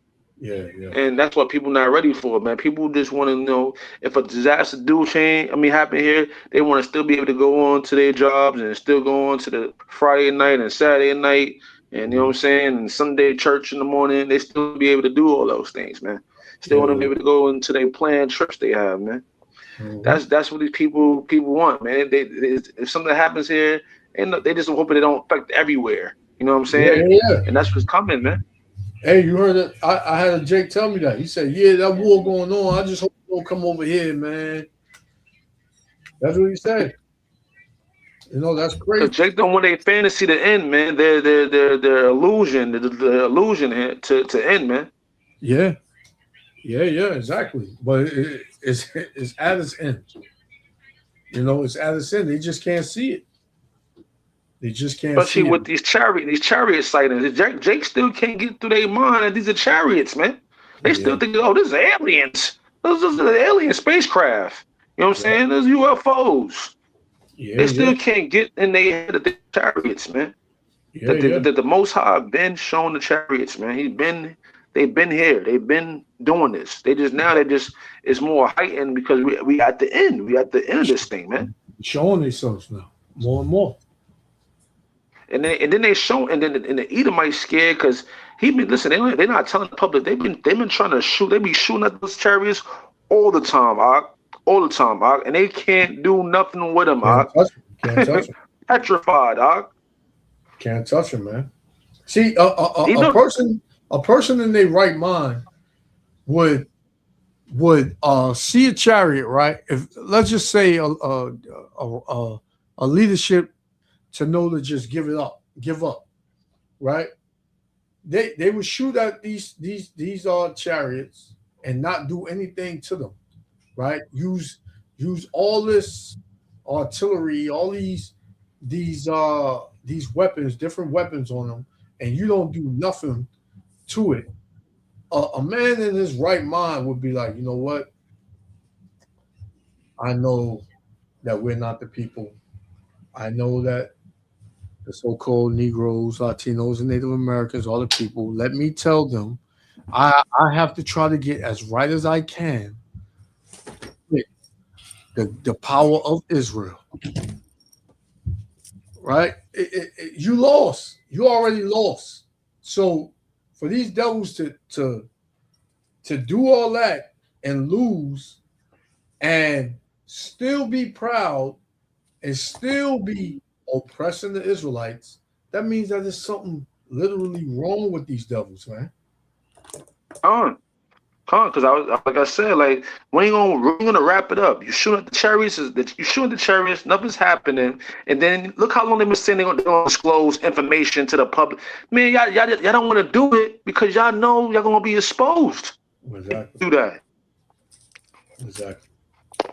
Exactly, man. It's going. You're gonna lose bad, man. These devils, if they think they can fight the Lord, man, they're in for a rude awakening, man. You can't even deal with Iran. Exactly. You can't even deal with Iran. How you gonna fight the chariots? That's what shut the world, man. Exactly, man. Come on, man. Yep. That's insane, man. Iran is like a half a drop to the Lord being all the waters together. Come on, man. You think you can? For that to even come out of your man. You heard Ronald Reagan's speech back in the day. What if it was out of a galaxy threat, and we would all put our differences to the side and fight? Ain't nothing you can do. You can all come together all you want, man. Mm-hmm. Exactly. And then even though these movies, Independence Day, that they show you when the chariots come down, you know what I'm saying, and they ain't doing damn, man. No, man. That movie is total opposite. You ain't going to damn outer space and going to blow the mothership. Man, that's not happening, man. You're not jumping into a chariot like Will Smith. He's jumping to, and see, that's spiritual though, right? How come Will Smith was the one that was able to drive the chariot back to the mothership, and not the other dude, not the white man? Yeah, that's spiritual. They know who's in the ships. That's why. Yeah. That's why Will Smith was able to do that in the movie. Yeah. Yep. But you know they had to put Esau as to save the day as the hero, right? Mm-hmm. Gave his life, and they finally broke through the force field. You know, he was able to ram the plane into the chariot. That ain't gonna happen, man. That's all done in the Hollywood studio, like your damn moon landing, right? Yep. All fiction, man. It's all fiction. Yeah, Elder. Sorry, I was parking a car for a minute. Yeah. Okay. What we in? Isaiah 5. Right? It says Ezekiel 5. Yeah, cut. Right. Ezekiel 5:1. It says, "And thou, son of man, take thee a sharp knife." So the sharp knife represents the sword of the enemies. The sword of the enemy. Yeah. It said, "Take thee a barber's razor." And the barber razor was the king of Babylon. That was the destruction Moses bring on Jerusalem. Okay. Go ahead. "And cause it to pass upon thy head and upon thy beard." The head represent the total humiliation the Messiah is gonna bring on Israel. What's that pass upon the head mean the destruction is gonna come to Israel and their leaders and so forth. Okay. So the razor represent the king of Babylon, and the sharp knife, which is the same king of Babylon, represent the destruction Moses are gonna bring on Israel as the head. And say upon the head, which is Israel, upon thy beard, right? Which is symbolize total humiliation Moses bring on Jerusalem. Go ahead. God. It says, "Then take thee balances to weigh, and divide the hair." Right. So some of them gonna be destroyed by what? To fire. Some of them gonna be destroyed to what? To hunger, and some of them gonna be some of them going to what? Is going to die by famine. Okay. And some of them is going to be escaped to other four corners of the earth. Okay, so this we're doing to the Babylonians. Okay, go ahead. Verse 2. "Thus shall burn with fire the third part of the midst of the city." No, so we say, "Thou shall burn with fire a third part in the midst of the city." Now, let's get 2 King, right? Chapter 25, verse 11 to 17. 2 King. The book of 2 Kings, chapter 25, verse 11 to 17. When it said, "Thou shalt burn with fire a third part in the midst of the city. Okay, Second Kings chapter 25, verse 11 to 17. Go ahead. This is 2 Kings 25 and 11. It says, now the rest of the people that were left in the city and the fugitives that fell away to the king of Babylon, with the remnant of the multitude, did Nebuchadnezzar,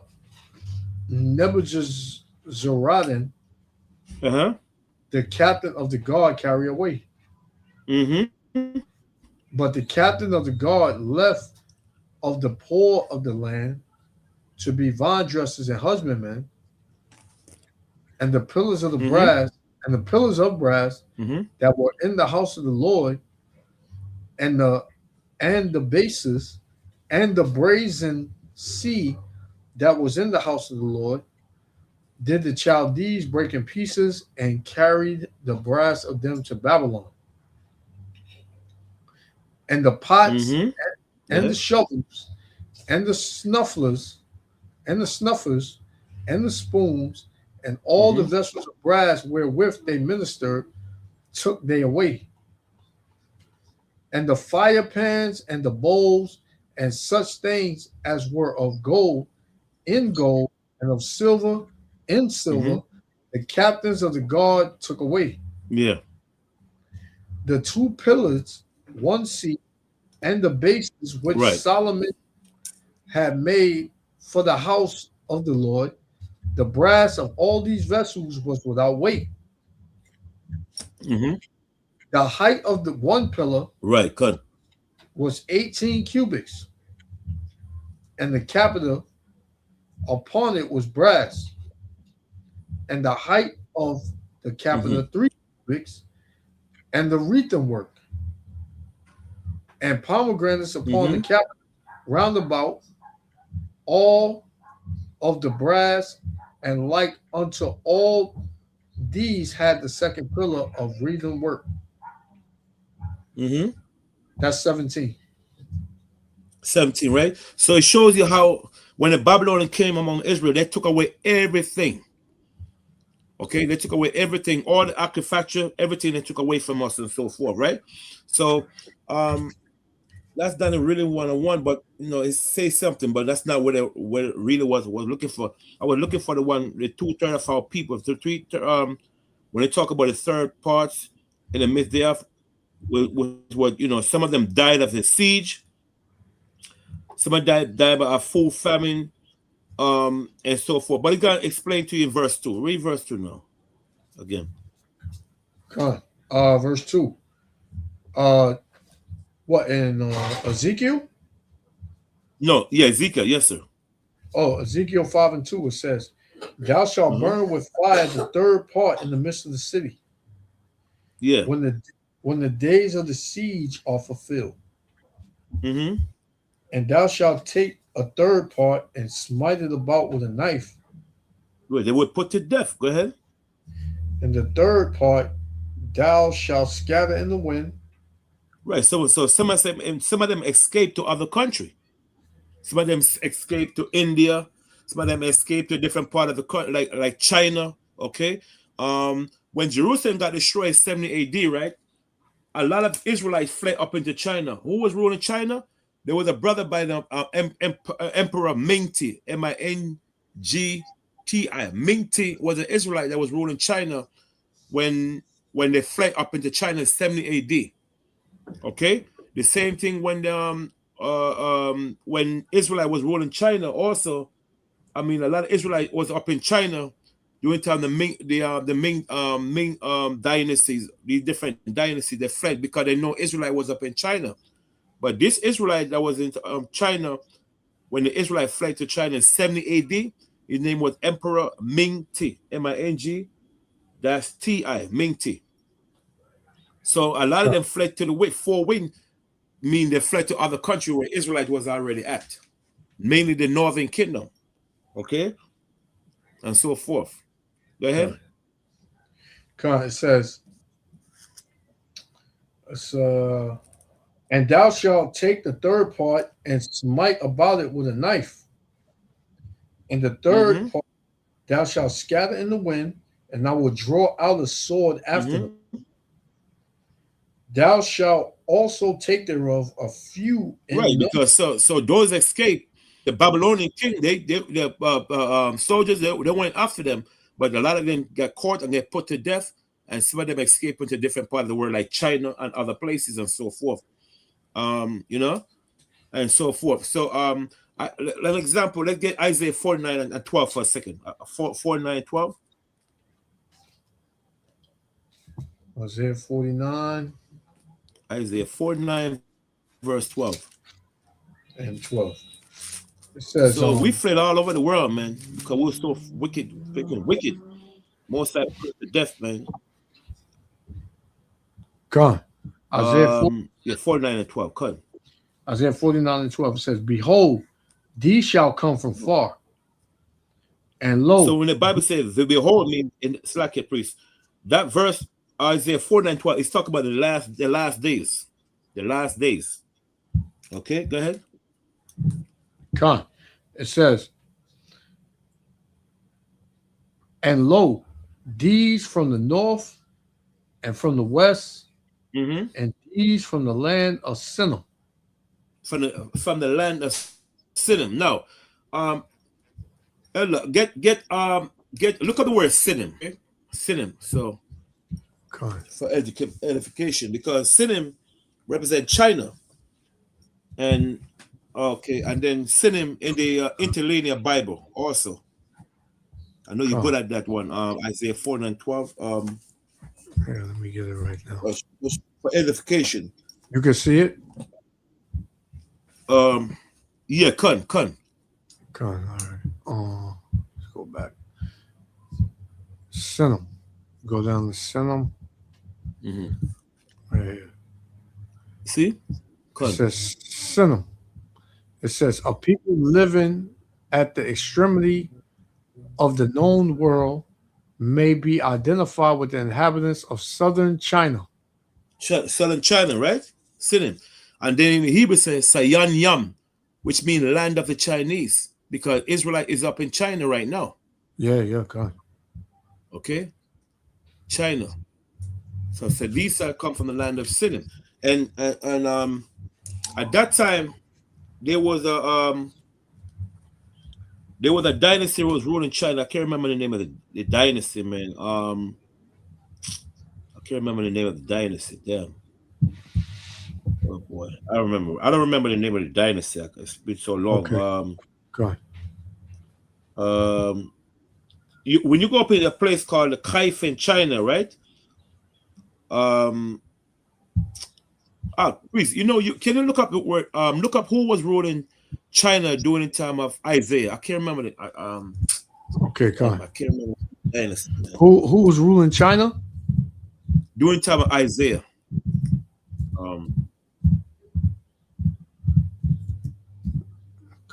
Give me 1 second.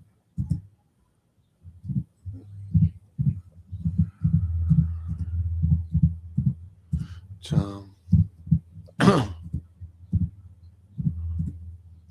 can't remember. Damn, I was talking about it the other day to a sister. I think, see if it shows. I think it's Zhou Dynasty. It gotta be the Zhou Dynasty. Yep. It is. What it say? It says during the time of the prophet Isaiah, roughly 8th century BC. I'm ready though. China was not a unified empire, but was under the rule of the Zhou dynasty. Oh, Zhou Dynasty. Yeah, that's the dynasty was ruling China. And Israelite was different. They got different Zhou Dynasty. I remember right, because I keep forgetting the dynasty. Israelite was in different position. There was a place in Kaifeng, China, where Israelite was in for a long period of time. And if you go to China today, the dark-skinned Chinese, they're like in the hood. Yeah. You don't see them. They're like nobody. I'm ready though. Zhou Dynasty, right? Because I keep forgetting the damn name. It said, but under the rule of the Zhou dynasty, 1046 to 256 BC. Yeah, right. You see? Yeah. You know why I believe this too? Because I was reading about the dynasties of China, ancient China, and they try to cover it up, but so-called Israelites started martial arts for the people. We was the ones that were teaching the art of martial arts and stuff like that in those areas. And then they once we left, I guess, or got expelled or something like that, that's when they started trying to say that they was the ones that originated the arts of martial arts. Even when it comes to the monks, the Buddhist monks or whatever over there, the monks were trained by Israelites before they started to say that it was them that started all these things. Yep. I'm glad the brother mentioned that because there was a brother. There's a guy by the name of Sid Arthur. He was the one that found this thing called Buddhism. And when the Chinese, the East Indian, they start Elam started to going up to China as missionary priests. They convert. They're the one that bring Buddhism to China. Under the priest, those Buddha priests, but it was found by a black man by the name of Sid Arthur. He was the one that found this thing called Buddhism. Yeah. You're right, because that's what I think Michael J. White has said. I was watching an interview with him. That was a guy named. Yep. Mm-hmm. Yep. He found that dynasty, you know. So that's how Buddhism ended up in China. Buddhism wasn't invented by the Chinese; it was invented by a brother by the name of we call it. His name is Siddhartha. Yeah, Siddhartha Gautama. They become called the Buddha. They got actual illustrations of him too. I seen that illustrations of him. Yeah. In this documentary I watched. Yep. Wow, that's crazy. I didn't know that. So that's why when you watch the martial arts, you know, Buddha bless you, all that stuff, and their Buddha is a damn big flipping solid brickstone. Look like you know. I remember one time I was dating his sister. Beautiful sister, man. I went inside a woman's house because I remember I picked her up from this temple. But I'm like, what temple is that? She said, don't worry, it's a temple. Brother, I went inside the woman's house. She said she pointed. I see a big freaking statue looking at me. I said, what the hell is that? I was young at that time, man. I was like, she said, oh, that's Buddha. I said, that's Buddha? That's your God? She said, yeah. I said, oh, okay. Man, brother, by the time she went in the bathroom, I was out. I was gone. I never went back to the sister house. She got a big statue of Buddha. Yeah, man. Big statue of Buddha. You know? Yeah. So that's the Buddha comes from the Chinese, man. Yep. Yeah, it tells you the scriptures tell you that Jacob is the former of all things. Yeah, man. Con. I mean, that's what I always say. Like, you know, all the things that these pagan people worship. You know, if you go back to Babylon, and Nimrod was a so-called Hamite. You know what I'm saying? Yep. So they, it all started from dark-skinned people that was, having these different type of deities worshiping. And then they just adopted it and whitewashed it. You know what I'm saying? Yep. And Buddha bull crap, That's crazy. I mean, some people say nothing about Buddha. Want me to play some more of the video?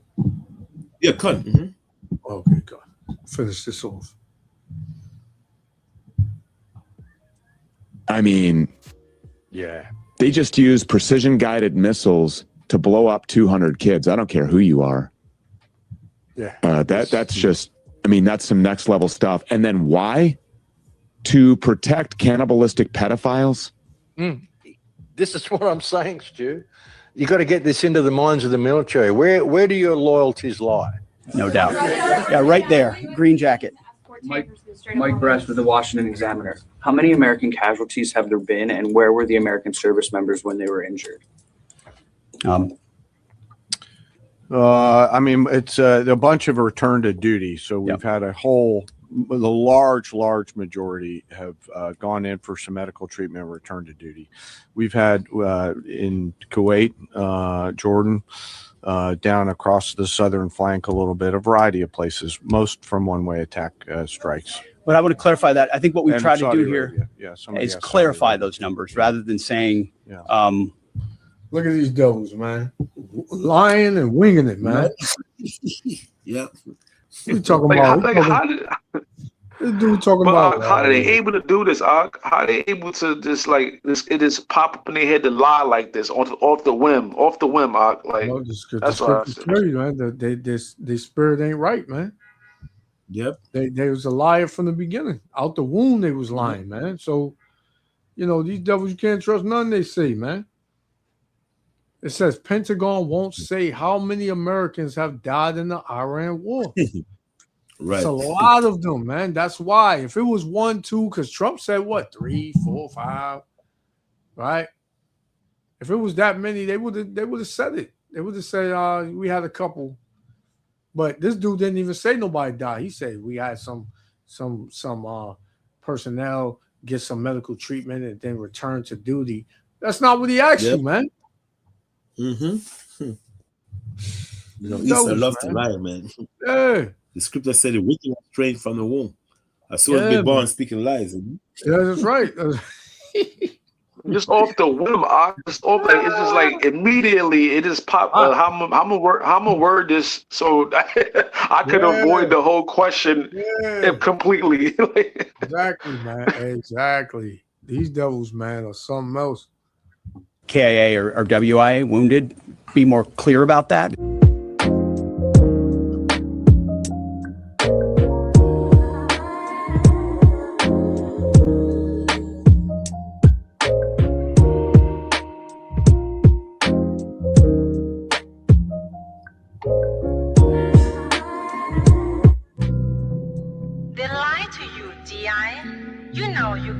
Win this war. Your rich leaders grow richer while you die in the swamp, GI.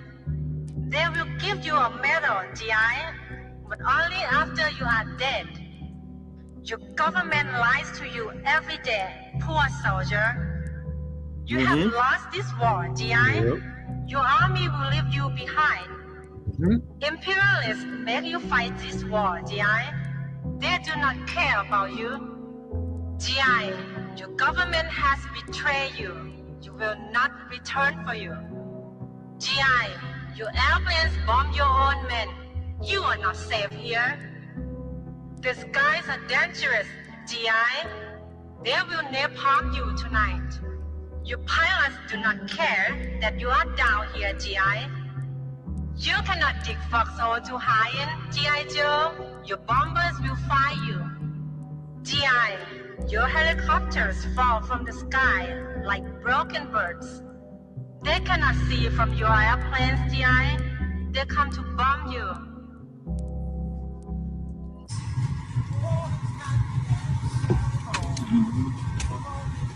The consequences of this war are real. Why are our sons and daughters coming home in caskets for Israel? That's crazy. Hey, look at that, man. That's insane, man. Purple Heart, right? Now, this war only been for what, 2-3 weeks? Maybe I'll give it 3 weeks to a month. So that means I don't know how long how long they was out there or whatever. But if they just left when this war popped off, and now they just coming back a month later in the casket, man, that's crazy, man. Yeah. I don't know how long whoever's in, this dude done served. I don't know how long, but who wants to? Oh man, you got to be. It's like a priest. Not to interrupt. You heard about the Simeonite brother, right? He received his citizenship in the casket. Why was in the casket? Yeah, you brought that out last week. That's a long time ago. That's crazy, man. Yeah, he received citizenship in the damn casket, man. Man, these bastards don't give a damn about you, man. They don't give a damn about you. Look, like we brought out last week, look at the veterans that are out here strung out on drugs, homeless, Mm-hmm. right? Can't find a meal. And then you got regular citizens walking past him, you know, like he's nothing when he supposedly done fought for this country. That the reason that this country is so safe is because of him. But nobody give a damn, man. So, hey, I'm glad that the soldiers is bucking up and saying we ain't gonna fight, man. That's right. Yeah. Mm-hmm. I'm glad. And they wrapping you up in that red, white, and flu. Yeah, come on, Mhm. man. Yep. They're saying good. Come good on, food, man. good food. And I guarantee you, this is a Jake, because this family right here, they don't look like no Edomites, man. It's probably Northern No, Kingdom. no, it's a lot of Jakes that they're not. I'm telling. Yeah. Listen, it's a lot of Jakes. Every time something happens, I'm noticing it's a lot of Jakes, man. Yeah. And then they put only, them and then on the ones they front show line. on the camera is Edomites though. The ones they show on the TV is Edomites though. But it's a lot of Jake, man, because they always send Jake first, man. Yeah, that's what I'm They saying. always They do. on the front lines. Yep. And whenever Jake get through, here go Esau coming behind him, you know, doing the light work. If Jake break It's it up. Jake fault. It's Jake fault. Ain't E fault because Boys in the Hood and all the movies that these black filmmakers put out, right? They put those messages in there, like don't join this man's army, man. You know what I'm saying? But look, they want they teats. You know what I'm saying? They want their treats. They want they assurance. You know what I'm saying? Full coverage. They want they pension. They allowance. You know what I'm saying? They're free medical. They're free. You know, everything free. They Hellcats. You know what I'm saying? They apartments paid off. Yep. You know what I'm saying? They want all these things, man. And then now Eve, especially Eve. Eve thought it was sweet. She thought it was so. Yeah, all I gotta do is to sit right here. I could go on TikTok all day and do TikToks and stuff like that. And now they getting that call, and now you're scared now. Nope, this is what you signed up for. This is the army, man. This is not a game. You know what I'm saying? When it's time for war, they calling you up. They was crying too, because they were saying they didn't want to do it. What you thought? You just gonna take the government's money that they, you know, this devil gives you nothing for free. He gives you nothing for free, man. Once you sign up, they own you. That's it. That's what I call it GI, government issue. Yeah. That's right. They own you, man. You can't just walk away. Mm-hmm. Even if your contract, even if your contract expires with them, when it comes to war, it's a thing in the contract that if war was to happen, they could still call you up. You're still considered to be enlisted in the army, man. Even if your contract's up with them. Because it's veterans that's been getting called up. I heard, like, you know, people that's been stopped being a part of the army, and they're getting called up. Yeah, getting letters in the mail. Mm-hmm. So that means they own you for life, man. Yeah, it don't mean no contract is up. No, you own for life. Yeah, man. That's just crazy, man. You want to see your loved one come home like that? Like roll them out. You got all these people behind here standing up like they give a damn. They don't give a damn, man. Right? Oh, he paid the ultimate sacrifice. He made the ultimate sacrifice. But hey, you up there in the spirit world, you in your right mind now. The Lord probably called you a idiot, you know. You know, probably told you he's a plain idiot, man. Probably showed you all the time that he said that he warned you not to go in there. Like, look, remember the time I showed you right here? Remember I showed you this right here? Yep. It's like you see when the soldier's body was passed, the casket was passing by Trump, and you know all the president, they have their hands like this, right? Trump doesn't look at him like with a school face, like you dummy. You know what I'm saying? He just look at the casket out. He doesn't have his hand like this. But all the president does that. You know? Yeah. He just look at like you dumb ass. You know, he don't French. care. You know? He don't care, stupid. man. Because he called the soldier them a loser. Yeah. I gotta find a video. He's calling him a loser, man. Even Henry Kissinger said it. He said army military men are dummies. They're idiots. They just fighting for foreign policy. They just being used as dummies to fight for foreign policy, man.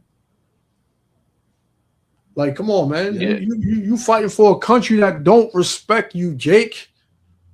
How is it you go all the way across the ocean, all the way across the world to fight for something you don't even know what you're fighting for, right? And let's just say you do a tour for 4 years, you make it out alive, you come back, you don't get no respect in your own damn country, man. Nope. Can't pull you over to give a ticket and stuff, you know.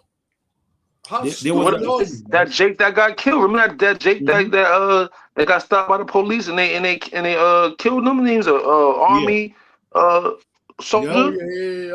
Yeah, man. Like, come on, man. What? You fighting a battle. First of all, you fighting a battle that is not for you. But then you do got a battle that you need to fight, and you ain't even trying to You're not even you're not considering that battle, right? Yeah. Which you're in the land of your enemies. This is not your land. Regardless if you FBAs want to say this is our land, we was here, you sound dumb because nobody just popped up out of the dirt and just was in America. Yeah. You was brought over here, right? So don't give me that, man. Hey, we all Native Americans. Native Americans came over here too. They were the first ones over here, but they came over here. They wasn't born here, and it was the fourth part of the earth, man. Yep. Come on. And that's what I'm saying. Like these people, what are you fighting for? My country. No. This ain't your country, man. Look how you living, Jake. Look, Jake. You can't even get so-called reparations from these people, man. And they didn't give it. They didn't give it to everybody else. Let's be real. They didn't give it to everybody else, though. That's right. Except for you. Your people are losing. Look at the condition of your people. Yes, yep. In your country, look at the conditions of your people in the country where you live.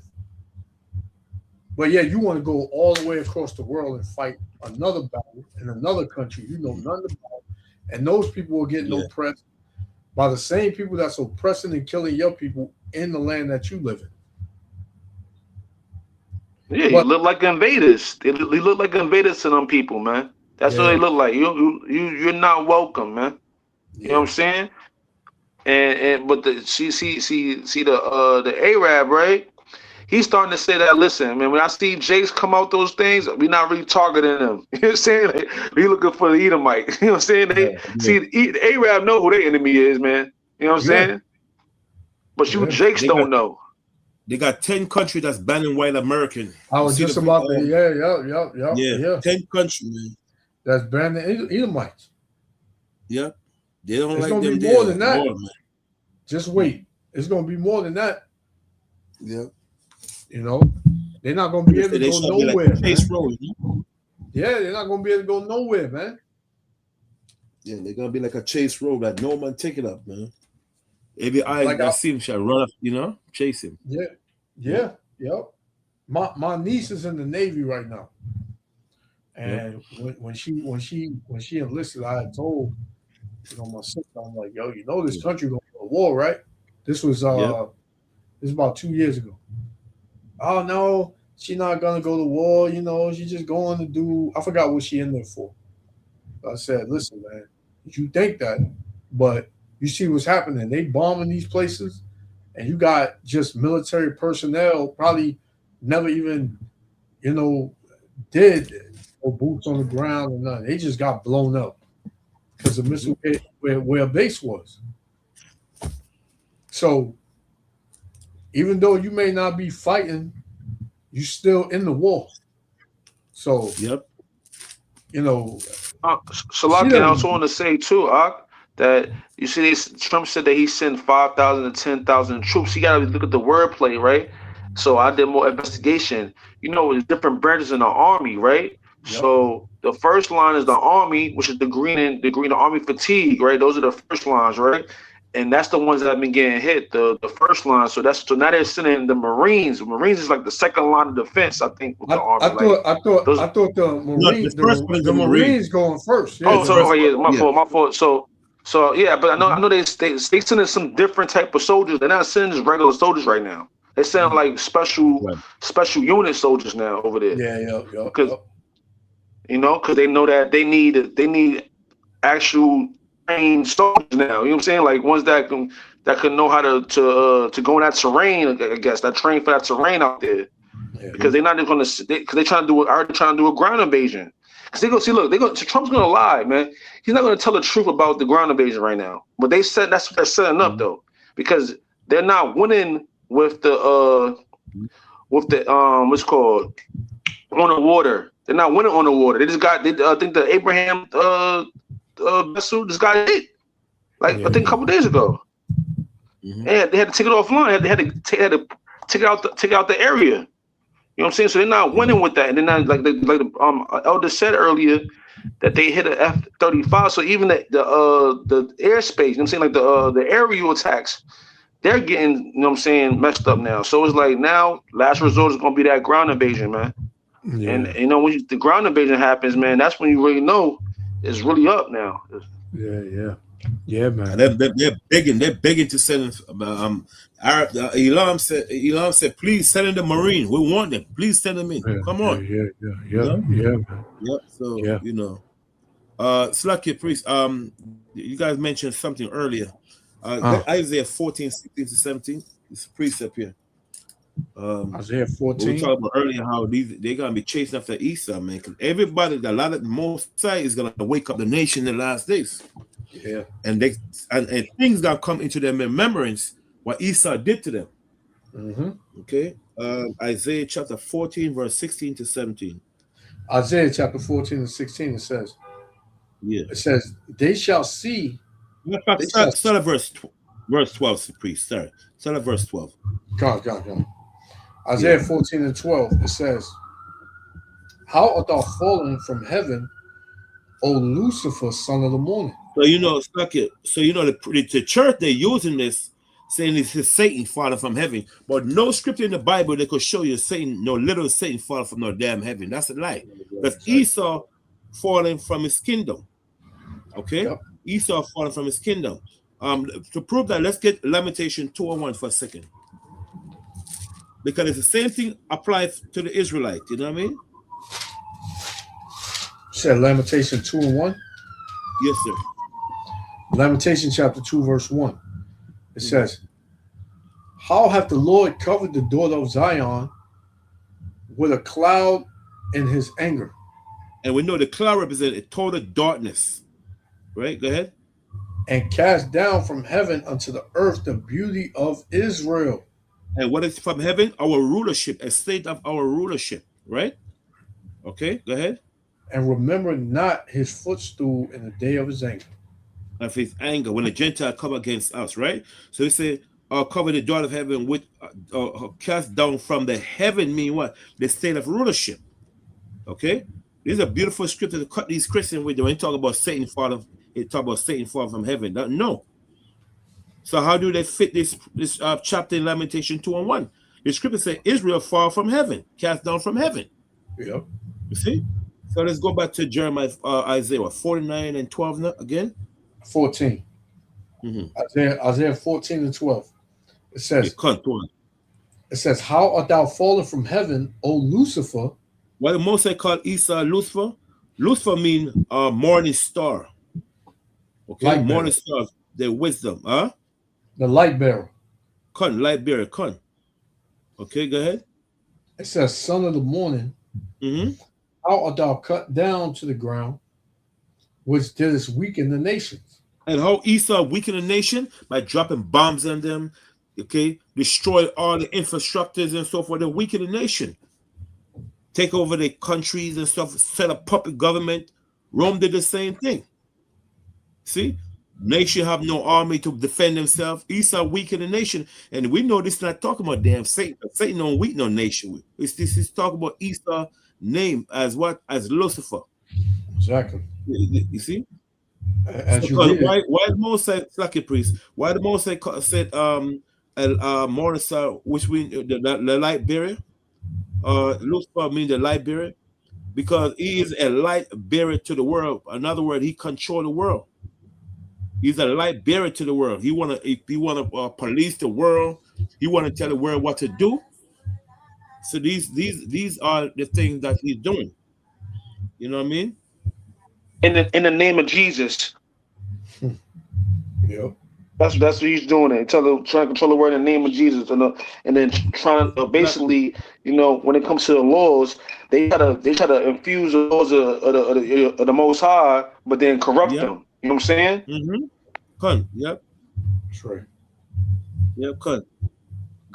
And as you read on, it's gonna show you that he ain't talking about the spiritual demon Satan. Okay. Exactly. You see? It says, for thou hast said in his heart, I will ascend unto heaven. I will exalt my throne above the stars of the Most High. I will sit also upon the mountain of the congregation and the sides of the north. What side of the north? Israel, us. Side of the north, Esau ruling over us in America. The side of the north is America. You see? I would exalt my throne above the stars. See? He went to the space travel and so forth, not to the moon, but space travel. Tell the world that he went to the moon, which is a bunch of lies. Good. See? They say, I will sit also upon the mount of the congregation of the north. Who is the mount of the congregation? Israel. So he said, another word, he ruled over us in what? In North America. Okay, go ahead. I will ascend above the heights of the clouds. The cloud, what is this? When will this happen? December 17, 1903. These two brother is the one that started airplane. What do you call it? Airplane. God damn. It's like a priest. This thing is ridiculous. One second. They went to the moon. They two brother that started the airplane. I can't remember the name. They started making planes that go up in the air and so forth, right? I can't remember the name. The two brother. Yeah, it was in 1903. The Wrigley brothers, I think. Huh? The Wright brothers, right? I'm not too sorry with Yes, right? sir. The Wright brother. That started airplanes. In its, you know what I'm saying? Okay. The Wright brother. Yep. 1903. It's called Wilbur and Orville Wright. Wilbur and Orville Wright. Yep. They're the one that started making airplane December 1903. It's the first time airplanes start flying in the sky, December 17, 1903. Okay. Their name was Wilbur and Orville Wright. Yep. Okay. Okay. You see, that's why I said verse 14. Read verse 14 again, please. Verse 14, it says, I will ascend above the heights of the clouds. I will be like the moon. So Esau said you want to be like the supreme being. Go ahead. It says, yet thou shalt be brought down to hell, to the sides of the pit. Mm-hmm. And they that see thee shall narrowly look upon thee and consider thee, saying, is this the man that made the earth to tremble and did shape kingdoms? And when was this also? Beginning when they dropped the bomb on the Japanese, the whole nation was shocked to see Esau does something like that. You see what I'm saying? He shake kingdom. Yeah. Okay, go ahead. That made the world as a wilderness. What is it? How he made the world as a wilderness with wars and bombs, dropping bombs on people, destroying people's country. Sorry. Look what they did. Look what they did to Lebanon, to Palestine. It's crazy. Now, guess what? Elam came and do the same thing back to them. They're not showing the true picture of Israel. That Israel is messed up. I mean, that place took years to build back. That place is damaged. They just I did saw another. it. They just did another missile strike. They hit him up last night too. See? They hit him, and they hit him with old stuff too. He's saying it's old. This is old stuff. Israel up, man. Yep. They tearing Israel up, man. Yep. It says that made the world as a wilderness and destroyed the cities thereof. That not the houses, not the house of the prisoners. He refused to let us go, man. That's right. He refused to it's too far. He refused to teach us who we are. And it's also we in physical prison because you can't leave America without a passport. Yeah. See? So we're in two forms of prison, mental prison and physical prison. Yeah. Like I said, and this destroy the city of that opened not the house of his prisoners. See, he know who we are, but he would never tell us. That reminded me of Ramses, Pharaoh from Egypt when the Most High hardened his heart not to let us go. Yep. The same way he did Pharaoh is the same way he doing these devils, man. And this time, same way, hardening their heart because he just building them up, destroying them. Yeah, couldn't. You know, it says, shame, man. Yeah. Oh, that was it, or you want me to continue? Yeah, that's it. That part of the saying up to would destroy the world, and so we're Satan fall from heaven. So I brought that up because you gotta make a statement. Oh, these nations, they're gonna pull away from Esau, man. They don't want them in their country. Yeah. See? They don't. What's that African? Salaki, what's that African commander that's out there that said that he don't want Edomites in the country too? The one that just was nominated to be the ruler out there that said that he don't want no help from. Let me see. Forgot his brother, name. it's Burma Faso, something like him. Him. Yeah, he said he don't want no help from America. He said, I'm good. We good over here. He said we'll deal with Russia or something, China or something like that, man. Yeah. But Esau would do anything to try to kill this guy. This man is evil, man. Esau. Yeah. He would do anything. Yeah, this devil, he's taking on too many wars at once. Yeah. You know, he trying to just and it makes sense because they were saying pretty much if he come out of this war, man, he gonna get locked up. You know, so he got to keep this war going in order to stay out of prison and have charges brought up on him, man, because they built a huge case on Trump, man. And a lot of these celebrities, they building cases on all of them, man. If you know, if they finding out about Trump, you know they got everybody else pretty much found out, man. Trump is a big fish in this country. Jay-Z been hiding, man. He been hiding for he ain't been saying nothing in the public, man. All them Jakes that dance with this devil, man, they all gonna get paid back. They all entwined with this, man. All these little these after parties, man. They have after these award shows, man. You know what they do there, man. Yeah, it's pretty much over, man. It's pretty much over. I'm gonna play this video, and then we get a couple more. We can shut it down. You got something, Elder? Before I play this? No, go ahead. Okay, God. It says, "Stick a fork in her. She's cooked." You know, Babylon is cooked. You can see it, right? Oh, okay. Cool.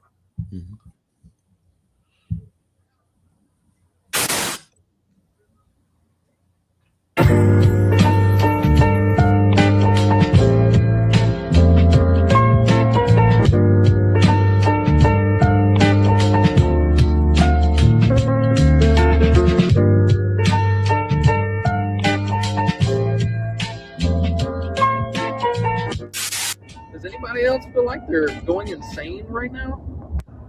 Your gas prices are going up. Healthcare is unaffordable. Your food prices are ridiculous. 50-year mortgages is a thing. Everything around you is fake. Your food's fake. Poison. Water's poison. Sky's poison. Your E-Files people are still among us, ruling over us, knowing what they've done. We're still going to work. Every day, same routine, the burnout, man. I just see it on everybody's faces. You can't talk to nobody. Nobody at work wants to have a conversation about what's going on in the world. And then you go to a gas station or a grocery store and you just see people. It's like zombies. It's like everybody's under a spell. Just burnt out, oblivious to what's going on. I mean, yeah, man. I got one for that, man. This is Proverbs 29. Proverbs 29 and verse 2. It says, when the righteous are in authority, the people rejoice. Mm-hmm. But when the wicked bear rule, the people mourn. And people Yes, are sir. mourning. People are mourning like no other, man. Like no other time ever. Americans have never felt like this in America. All at once. Everybody has the same story. I'm burnt out. I'm tired. All I do is work. I don't get to enjoy life. I can't enjoy my kids. I have no money to do nothing extra. Food is high. Rent is high. The gas is high. Everything is high. You know, everybody's saying the same. You ask anybody, they'll tell you the same thing. Right? They'll tell you the same thing, man.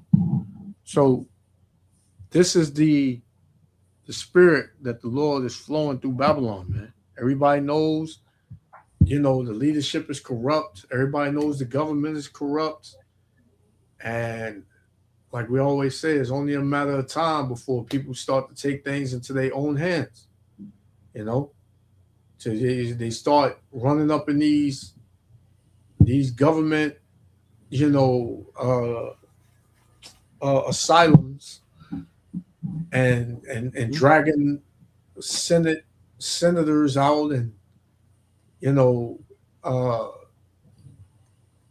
these people that are in leadership roles, just dragging them out their houses, having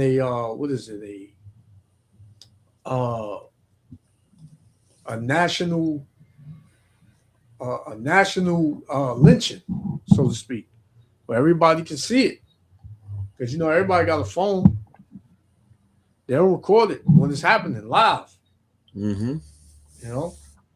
So this is pretty much what's gonna happen, man. This is the calm before the storm, because the elites, the leaders that be, they know people are struggling. They know this, man. They know the hell people are catching, the regular everyday citizen, American citizen. They know that. But the scriptures say this. We jump to verse 7. It says, the righteous considereth the cause of the poor. So if you had a righteous rulership, they would consider the cause of the poor. They would say, man, we can't have people homeless. We can't have people struggling. We gotta put laws in place to give people the maximum amount of money that they need to get by. We're gonna take care of everybody. Right? That's what a righteous rulership would do. It says, but the wicked regardeth not to know it. The wicked, that's how you can tell who's in rulership, because the people that know you're struggling and catching hell, they don't give a damn. Right? So what? They can't afford health care. I need $100, $200 billion for the Iran war. Right? So what? They can't put food on the table. So what? They backed up and they rent. I need $200 billion for the Iran war. I want to go to war. To hell with everybody else.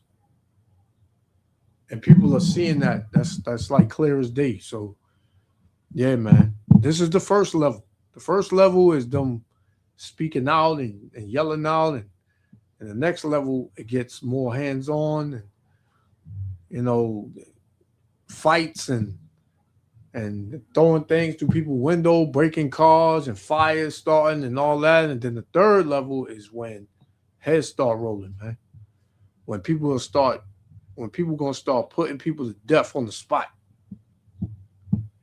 And we right around the corner from it being level 3, man.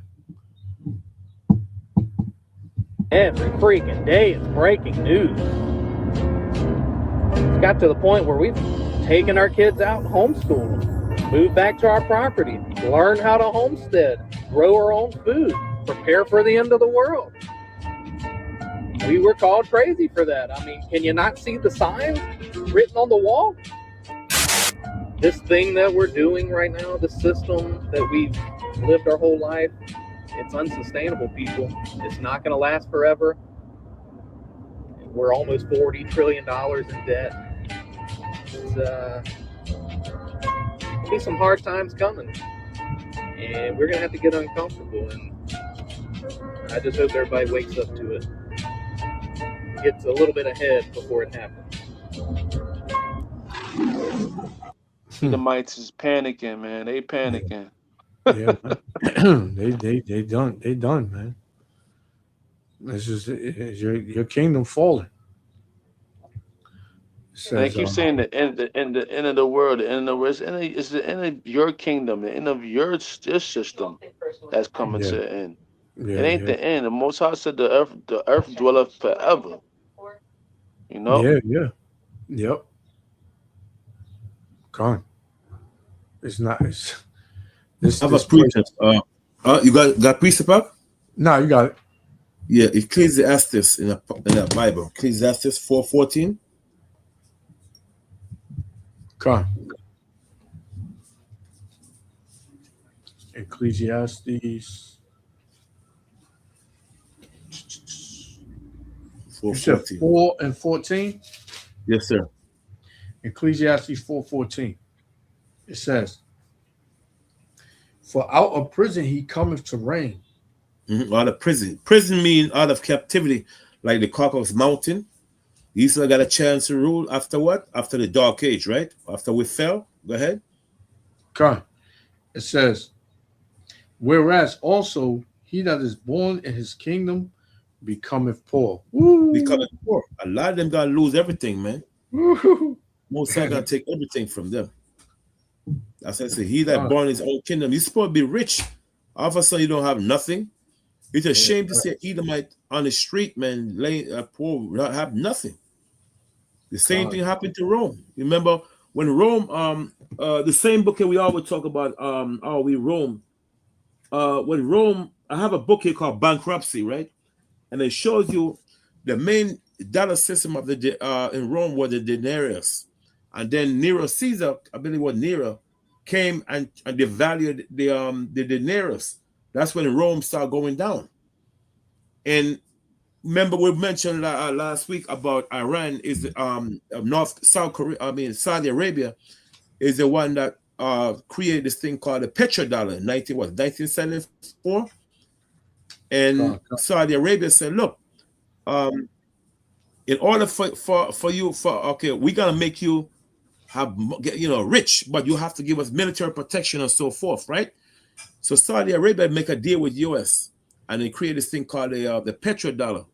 Okay, and they say, look, any country that buys oil from us have to use the American money, and that's how America becomes so rich, and you know what I'm saying, and so forth, because everything they buy, they have to buy it in what? In American money. See, so right now, Saudi Arabia, a lot of things are changing now. China come and do the same thing now. So any country buying oil from Iran, they have to use the yang, right? Which is the Chinese dollar. America don't like that. Yeah. Cutting them out. Because, they cutting them out the deal. Yeah, cutting. They don't like that. They were like, damn, man, we gotta buy oil from Iran in China money. Nah, man, Esau is so proud of that. I want to see what's gonna happen, because this man is so proud that you like, I ain't buying no damn oil from China in Iran using Chinese money. You know, because the man is power. So, like I said, that's the same thing Saudi with the petrodollar. Saudi Arabia told America, they give us military protection and so forth, right? So America agreed to it. Now, every country that buy oil, like in Africa from Iran, from Saudi Arabia, have to use the US dollar, the petro. But now all that is coming to an end. You see what I'm saying? All that is coming to an end. And now Saudi Arabia, a lot of their billionaires have their money invested in US bank account. What's going to happen now when Donald Trump say, you know what? Oh, man, we're going to pull their money away from these people. We're going to freeze their account. What's going to happen in Saudi Arabia? They're going to have no choice than to what? To join Iran. Just like you said in Bible prophets, because Ezekiel, matter of fact, let's get Ezekiel. We say Sheba and Dedan, Ezekiel chapter 38. Ezekiel 30? 38, we say Sheba and Dedan. Okay. Ezekiel 38. Ezekiel chapter 38, verse 13. 38:13. Because everything is playing to Bible prophecy, you know what I'm saying? Everything. So don't be surprised now 2, 3 months or less, Saudi Arabia end up joining Iran. Because all the nations are gonna join Iran. Yeah. 13. Ezekiel 38:13, it says, Sheba and Dedan, and the merchants of Tarshish. But see, Sheba and Dedan, that's Saudi Arabia. Okay? And the merchant Tarshish, that's Spain. And all the young lions. The young lions are talking about Arad, the leaders of these countries. Go ahead. Shall say unto thee, art thou come to take a spoil? The V is talking about who? Russia. Go ahead. Hast thou gathered thy company to take a prey? To carry away silver and gold? To take away cattle and goods? To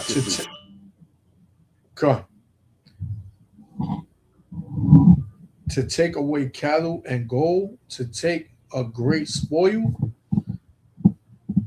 So that's the question. It says, therefore, son of man, prophesy and say unto God, thus saith the Lord power, in that day when my people of Israel dwell safely, shalt thou know it.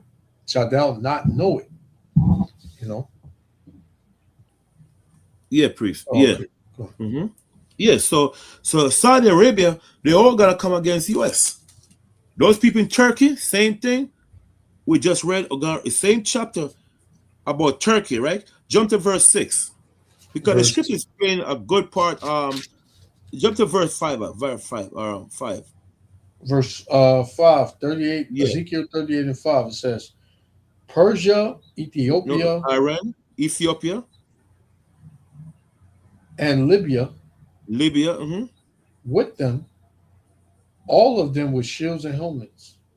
See, because remember, when you look at the history, Ethiopia was once allied with USSR. They were allied at one time.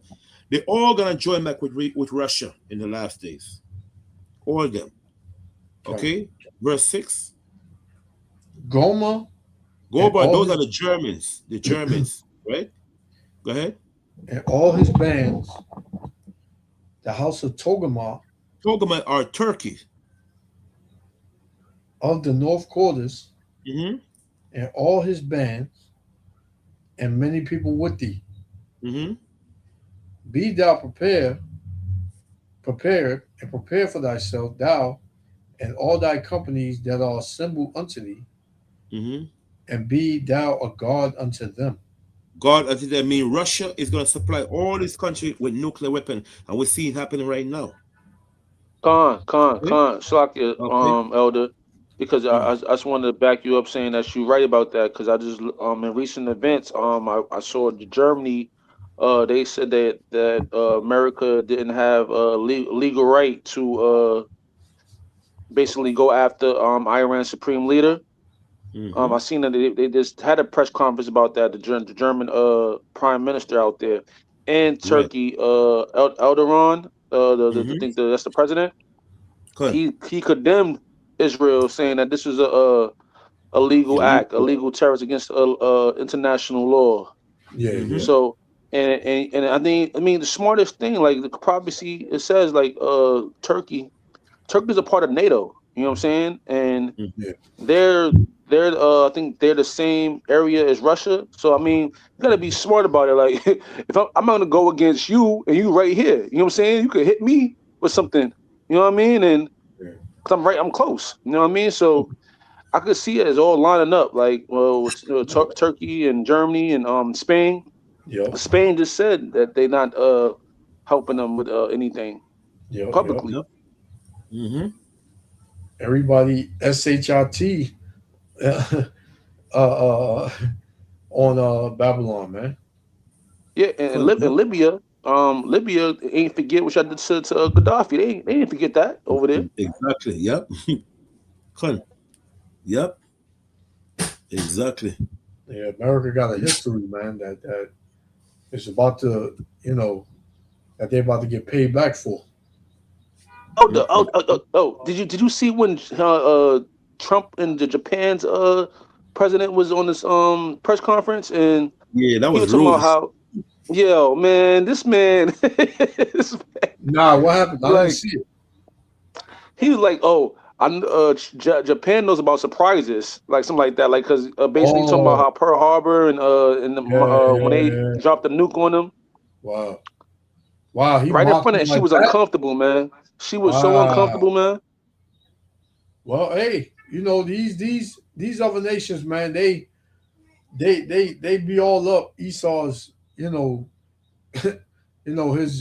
butt, but they hate Jake, man, and Jake ain't done nothing to none of these nations, man.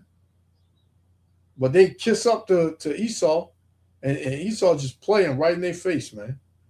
Japan. He played right in that lady face, man. When I say he played in that lady face, man, it was horrible, man. Like, yeah, I know she was uncomfortable, man. But whatever. These nations, they all gonna learn. They all learning now. Yeah, exactly. That's what they get, man. You know. I don't feel sorry for them. Nope.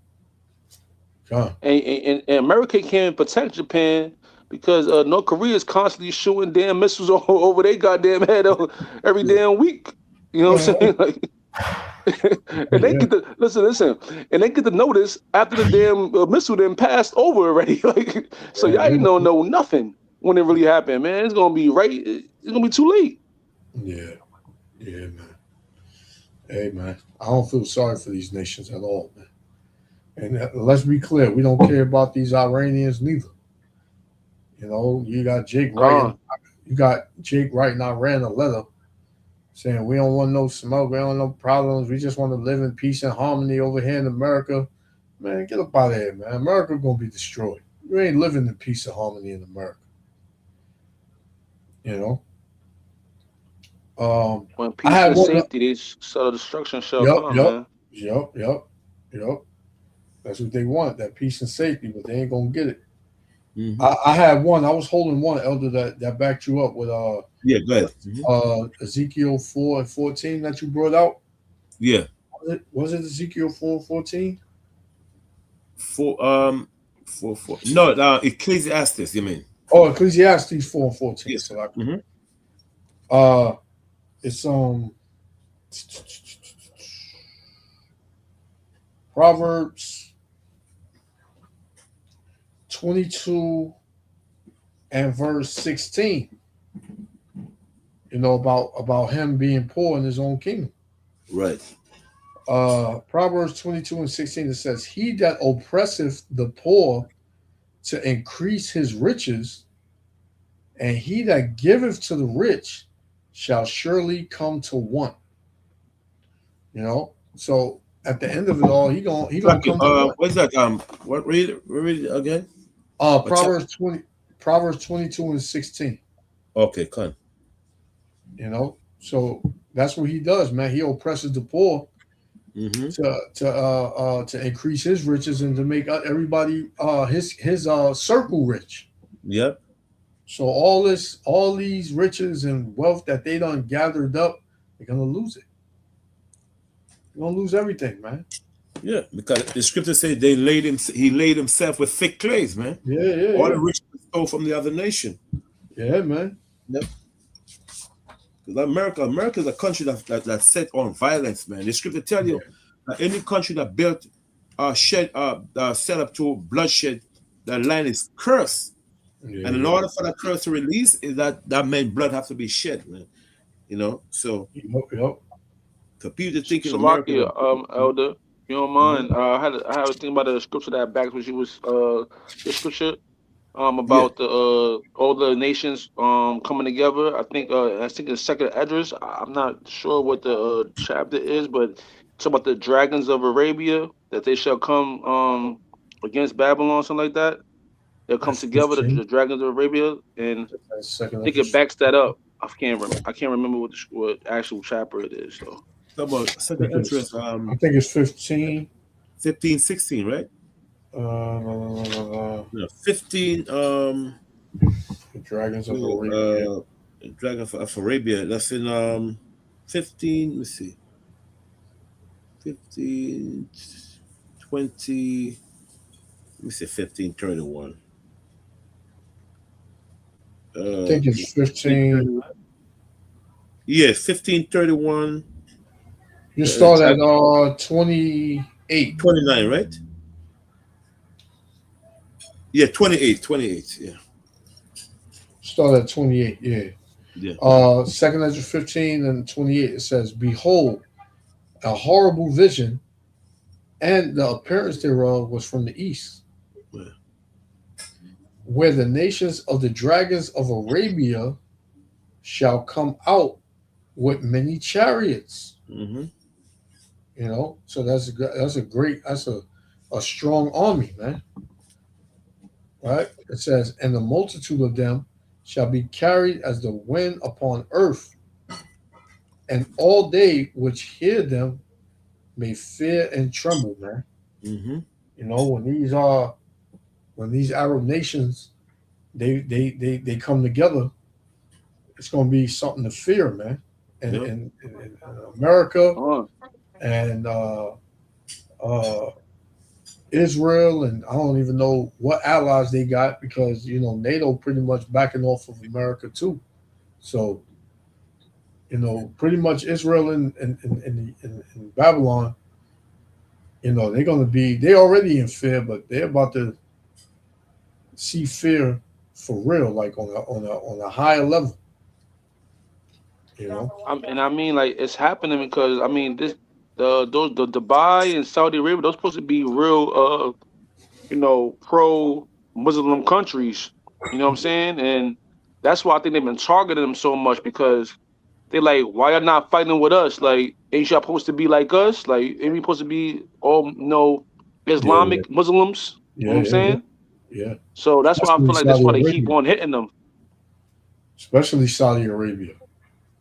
You know, because what the elder said, you know, is because of them that they created the petrodollar, and that was that still is to some extent the most powerful, you know,